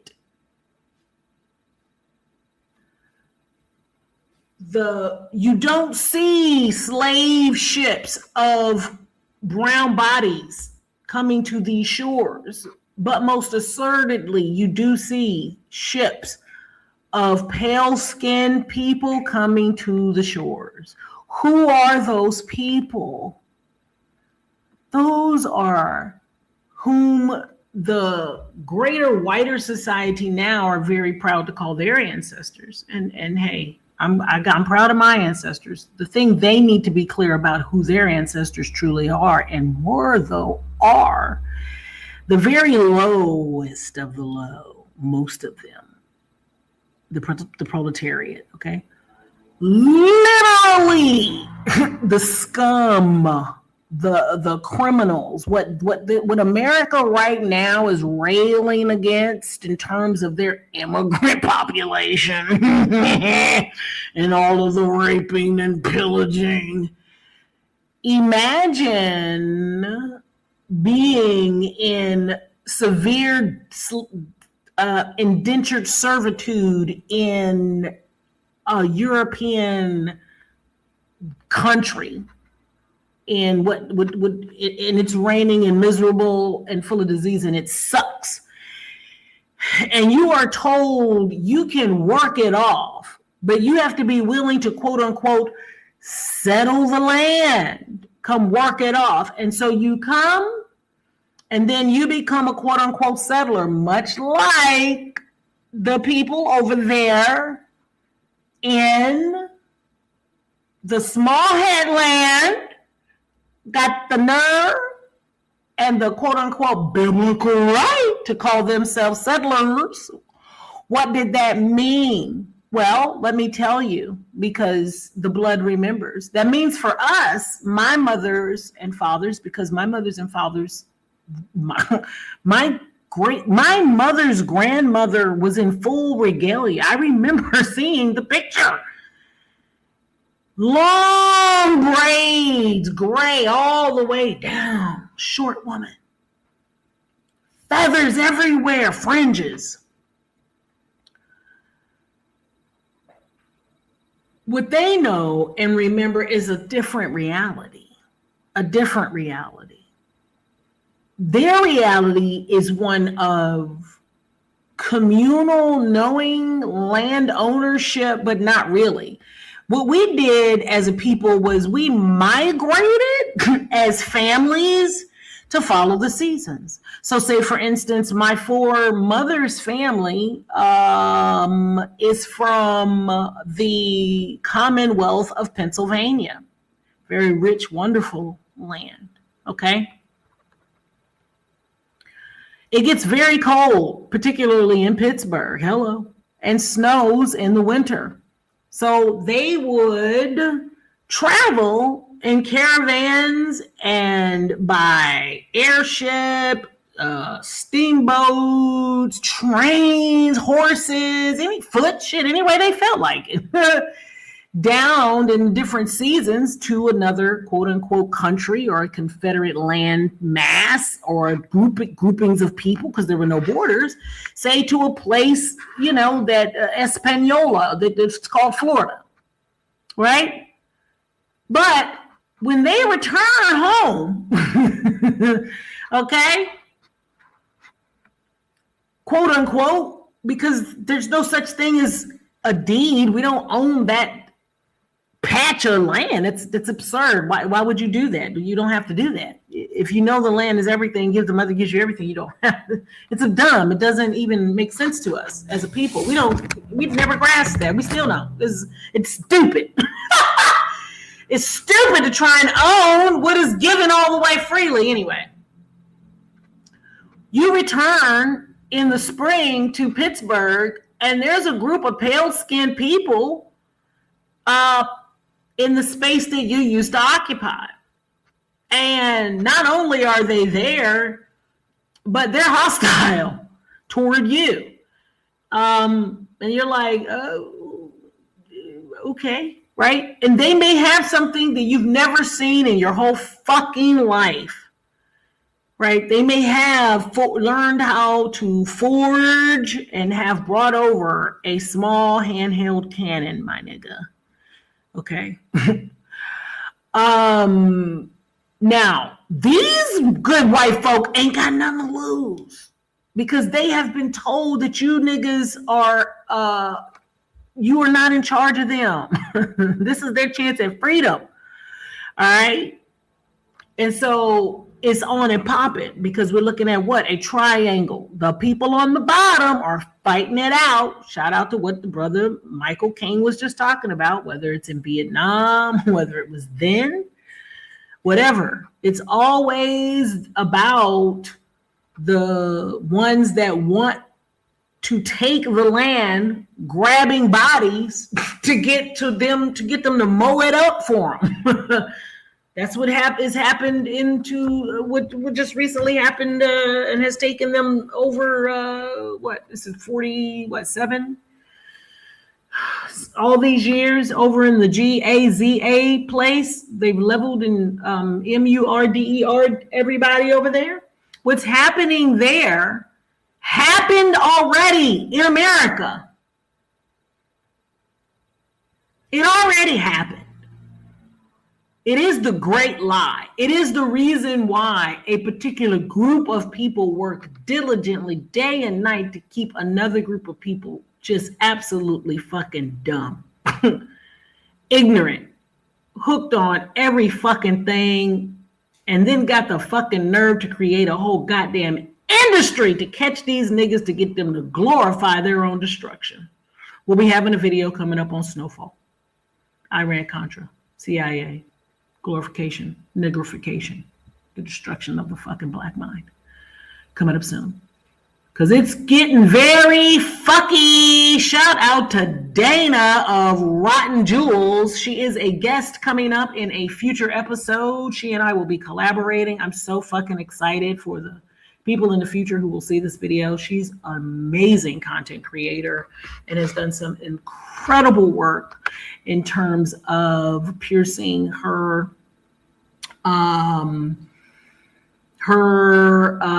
section of the pie, her section of the veil. It's miraculous, wonderful, amazing work that she's done. So anyway, back off my soapbox.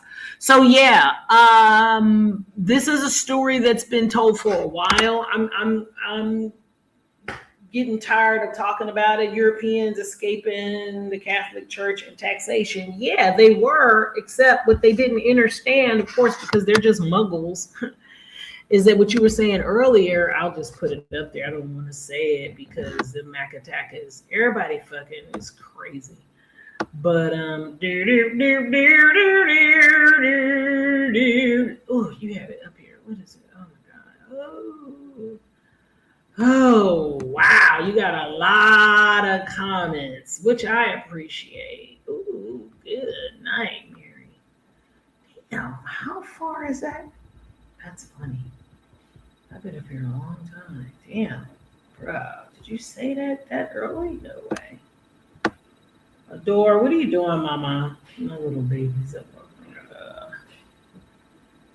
Lots of people, boom, love to blame the small hats and the SOS people, right? The synagogue of, you know, who, Rev 29, Rev 39 people. But the real hand behind the puppet is these Mac attackers, them folkies. And that's a fact, Jack. You know, but it's all in tandem. It's all together. It's all to get her. It's all to maintain the power structure, to maintain the top of the pyramid. You know, again, I say it all the time.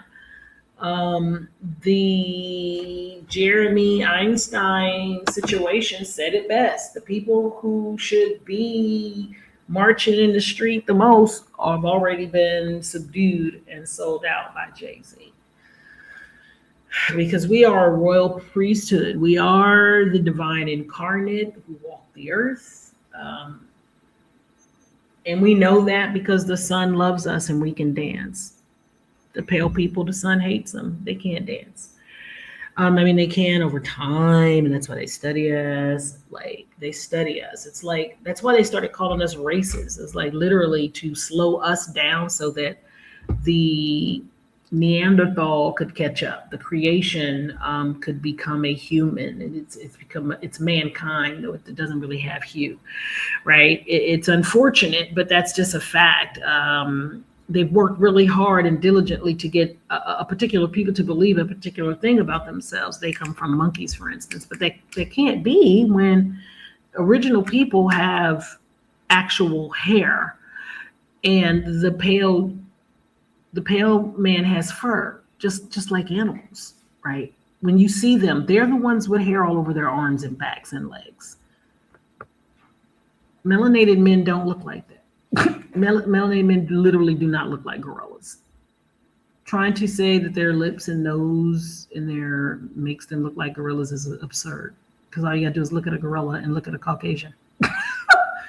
You know what I mean? Like, the work of the greater media matrix to distort the images of the brown body in every form imaginable, whatever it takes, whether it takes grasping the lowest portion of us, the worst people that will sell us out, the people that will be paid the most to degrade themselves to the point that they can be an image of destruction for the mind of the melanated person. Future videos coming up on the WMDs, Cardi B, Meg Thee Stallion, Nicki Minaj, Beyonce, and so on. So yeah, Jessie Jackson is just another Boule Negro. He's a part of the Phi Psi Omega, whatever the fucks. They're all booty bandits. You know, like, why did his son grow up to be a thief and a snitch? Like.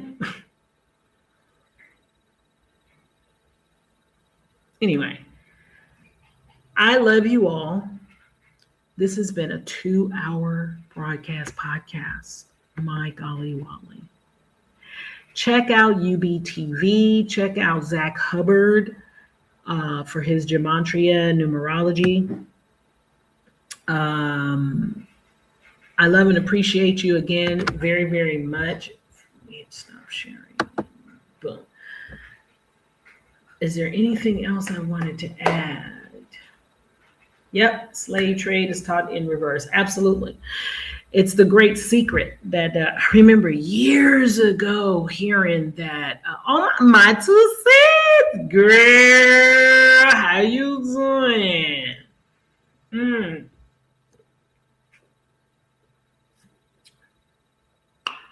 Oh, I took a swig of that beer, y'all. I should have muted that, huh? Hold on a minute. My 2 cents. Have you seen my puppy? Have you seen my baby? Come here, girl. Oh, do. Oh, do. Hello. Want to say hi to my 2 cents? Say hey. Say hey, my 2 cents. Say hi. This Negro right here, she is wrong for that. She is wrong for that bullshit. I tell her all the time, I'm like, Adore, thank you. Okay, I'm great. Yeah, Adore is beautiful, but she's also a hot mess. She got groomed today, so she got a fresh haircut. And look at her, got a bad fit. And then she doesn't have her little, she doesn't have anything on. Yes,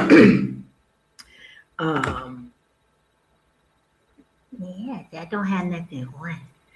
And so she's very free. I usually leave her collar on, but since she just literally, we came in and she was coming from the groomer. And so she is butt naked out here. She needs to meet Majesty. Absolutely. As soon as Majesty can travel. I done told you. Just mark out a good 6 months, girl. Just a good little 6 months. Little 6. Matter of fact, I'll do you 3 better. I'll set it up so you could be Scrizzy, you and Majesty, for 12 months solitary in one place. We'll talk about it. And then see, because it's the stability I know that you need to feel. You ain't like me. I be like, although I decided I'm staying in my place. I like my place. I was gonna leave. I'm on a side quest, bitch. And I'm winding up. I'm getting ready to leave the show. But I love y'all. Oh. Upcoming show on finding your voice and singing your song.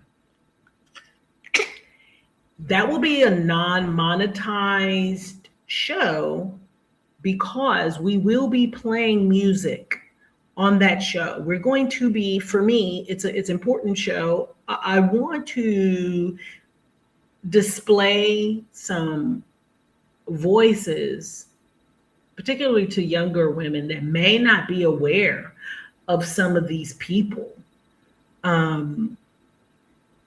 like Phoebe Snow, right? Like Phoebe Snow came to me the other day, like not came to me, like, you know, I mean, the song. I was in the shower and just as clear, my mother was a singer. She loved Phoebe Snow. Of course, that's how I know what a Phoebe Snow is.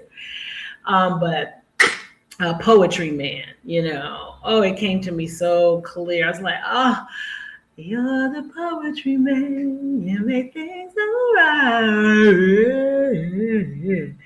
right. Randy Crawford in my life. Are you kidding me? Angela Bofield. Mickey Howard. Phyllis Hyman. Oh, Vesta, bitch. Yeah. So this is going to be straight up for the aunties. This is going to be a call to the aunties. And this has been put on my heart very strongly for us to reclaim the song of not only our foremothers, but ourselves. And yeah, we're going to do a little singing together on that video. We're going to play some videos. We're going to dance together and all that. So remember how we used to do Sipping Saturday Night? Would it be something, I don't know what I'm going to name it yet, but yeah, that's coming up. Look at this nigga right here. This nigga right here. It's like, I'm a white girl. Stop calling me the N-word. It's my baby. Y'all don't know how fucking spoiled this child is. Like, first of all, when she's done for the day, when she lays down and goes to sleep, you would think she was fucking dead.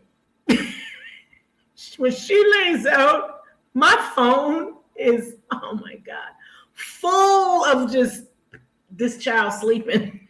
She falls the fuck out. I be like, we kissy, huggy, goddamn, like, oh my God, this is my little snuggle buddy, this my little boom, this my little friend right here. But she lays down, she just falls out. She's hilarious. Also, she's a menace to society.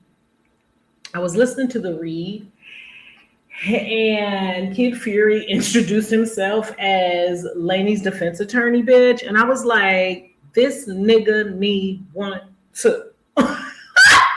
This nigga is a co-defendant because I bullshit you not. This is like this is a 2-year-old person. This nigga took her little crate. Cause she's a toy poodle. She's just turned 4 months. She just turned 4 months. Tomorrow, she turns 4 months, actually. She still was in a mesh travel carrier that she slept in only. That's the only thing she utilized it for. And when she would sleep in it, it had a little blanket folded up in it. It goes right on my bed, right next to me. She knows to go in it. When she goes, she curls up in it. It's a matter of fact, it's hilarious because how I knew that she was like, oh my God, she's getting so big. I was like, girl, your little legs, like when she stretches out all the way, her little feet, look, I would laugh my ass off. So anyway, I noticed she was nibbling on the thing. I take it off the bed and put it down here along with all her other shit in the daytime so that it's not up on her bed, on my bed, so that if I'm up there working or whatever, even though she still comes up there, that's not up there.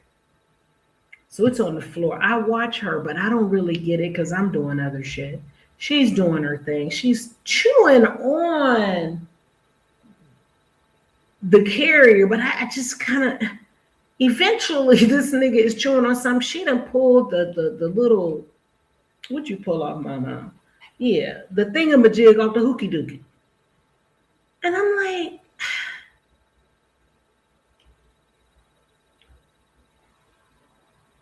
no, what it was I found one of the hookie dookies. Yeah, I didn't know where it came from, but she was also chewing on the thing. Do you know in the middle of the night, I went to go put her zipper up. I saw it and she had bit a whole chunk out the damn thing and her whole little thing collapsed. I said, you bad as fuck. Except she doesn't understand the ramifications of her actions because she destroyed her little happy place she loves to sleep in. You ready to get down?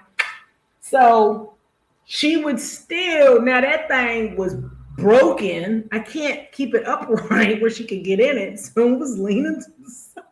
I would look up and she had wiggled inside and I'm like, nigga, it's the leaning tower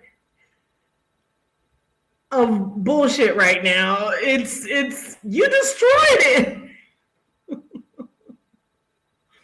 She was looking so sad, like, what's wrong? I'm like, you nigga, you.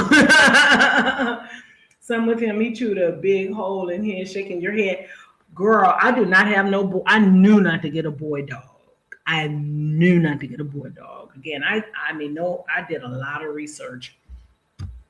Temperament, and you know, I had to bust her ass a couple times. So ain't no way I would try to be tripping on no damn boy dog. I'm talking about bust her ass, she this big. Anyway, yeah. Thank you for being here, you all. I have had a blast. Shout out to the world we are in. Together, we're making it a better world. We really are. Simply by opening our eyes and stop participating. We've got so many upcoming episodes, but the crux and the ending, the epilogue to this story of Jessie Jackson, who is not a friend, but he is just a Boule foe. Just another mouthpiece rhyming and shit, another nigger rhyming. Is that politics is not something we ought to participate in as a people. We are under treaty. That's something we can operate under in the Americas. The route to freedom, or should I say, the path returning ourselves to wholeness, is not in civil rights. It is in reclaiming a inheritance, something Jessie Jackson knew and benefited, I'm sure, for himself and his lineage, while keeping those benefits secret from the masses of us, or the unwashed masses, as he and those brotherhoods believe, and they do worship Satan.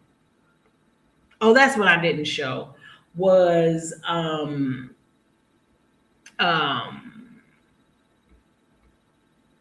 Albert Pike, who reveals in Morals and Dogma that the 33rd degree and some honorary 32nd degrees can be told that their true God is Lucifer, the light bringer, and that to them Jesus is Satan.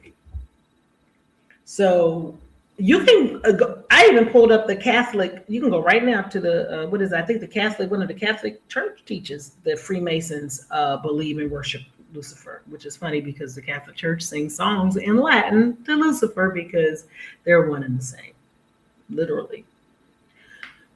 Two wings, same bird, y'all. So, thank you. My 2 cents, you just found out about the blood on the shirt story? Yes. Not only did he want to be, it's not so much that of course he wanted to be the next MLK, 1000%. That's 100% correct. And I'm responding to this comment right here. He was being lauded. And again, the greater media apparatus, all the world's a stage. He's just an actor. He's just a poor kid who was picked. If anything in the past said anything about a boy went to Catholic school, please understand that they probably went to the Eye of Horus, the Ring of Fire, a precocious young boy, the best little thing to work your quote unquote magic with and on. Especially if it's one of the magical boys and you can get their magical fluid, procure it when they're children, and raise them in the secret arts. They're bonded to you for life. And these people are probably all related also. That's another thing I wanted to mention. Especially the brown-skinned ones. They probably are all blood related. The thing about us, though, the royal bloodline, is we do 100% get an opportunity in this incarnation event, whatever the heck it is, to decide which route we want to go. There's some elements to this story that I really do believe are true in terms of, yeah, there probably is an energy here that is very transgressive against what is natural, organic, harmonious, and quote unquote real. And it's been in complete opposition to that energy since they met each other. I maintain that all you need to do is look at the difference between what's real, which is the dirt and the grass, and what is fake, which is cement in the ground. Again, I'm raised children. So for instance, if you're raising small children and you've got a 1.5-year-old, 2-year-old, 2.5-year-old who is attempting to walk, while the cement may seem like it is the better option because of its hard structure for hard bottoms and balance, as a mother and as the child, the grass would be better. Why? It's just softer to land on once the child falls. It will cause less harm. That's how mothers think. Plain and simple. They're not thinking, let's get some granite and some water and some binder and make something called a road. And then also we got to now manufacture something called a shoe and get a particular bottom. And then we got to kill an animal and make that something called a leather. And then we got, you know what I mean? And then we're going to tie them to the bottom of the shoes, something called, nigga, what? So yeah, my ultimate theory is that this earth has been interrupted by something, some force. Something occurred here. Something was happening in a particular way that may or seem to have begun in a more organic, harmonious, mutually beneficial manner. And somehow there was a corruption to where we understood that this earth is a giver. We are the fruit of it. We are nothing but walking, talking trees. That's it. That's all. The placenta, tree of life, that's us. We're it. We're just big ass trees. You know, if you look at our spine, you pull that motherfucker out, you know, and grab us by the medulla oblongata. You know what I'm saying? What did Jesus do? He was crucified at 33 years old, or that 33rd vertebrae, when he crossed over and was crucified in Golgotha, the mouth of the skull, right?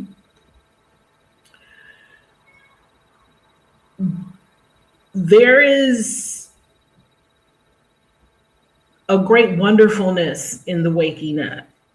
It's also uncomfortable in a lot of ways. So much of it is just simply about not being arrogant. Like so much of it is like, oh, get to the point of whichever philosopher says, the only thing I know is I don't know a goddamn thing.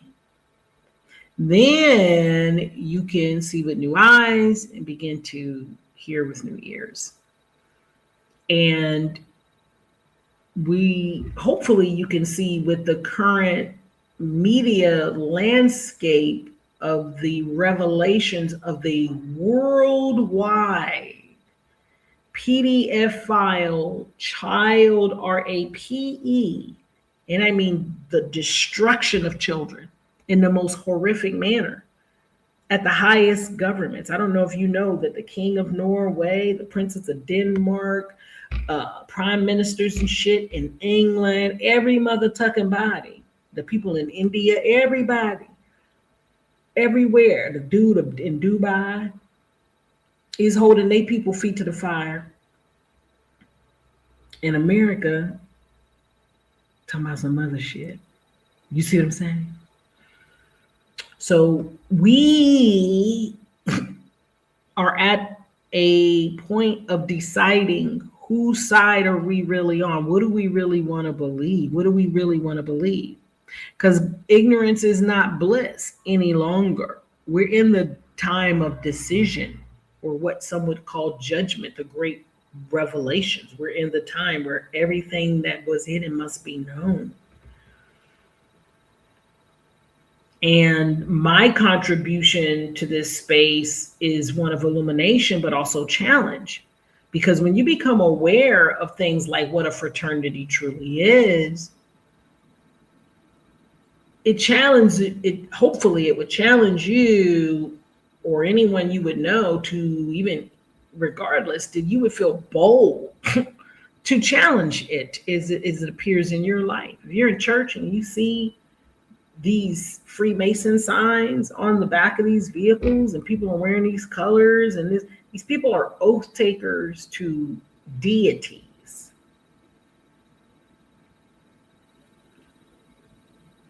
Now, I don't want to get into whether it's good or it's bad. What I propose is the fact that it's secret and hidden, and that they lie about it is fucking problematic. Period. So, I love you so much. Thank you for being here. I feel like this was a really dope, fantastic live. I hope that you do as well. Hit the like button. Please subscribe. Look forward to future lives. This was more of an on the cuff. I just wanted to say, I guess in the capacity that he could, in order to stay in the good graces, he had to do something, and he did do some things. But when you start to aggregate someone's real influence and what the real fruit of their labor is, you know that it really ain't shit. And when we do our video on Oprah Winfrey, you're really gonna understand what the heck I mean. Okay, Michael Jordan, you know, the home of some of the most prestigious, wealthiest Negroes on the planet. And ain't a recreation center up in that Macataca. Ain't no girls home up in there.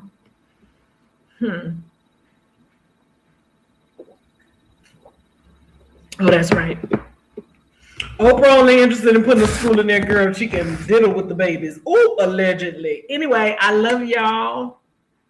Hit the like button, subscribe, and all that stuff. And I will see you hopefully tomorrow. Thank you for being here. Enjoy your day. And remember, you ain't crazy. And neither am I. Well, not anymore.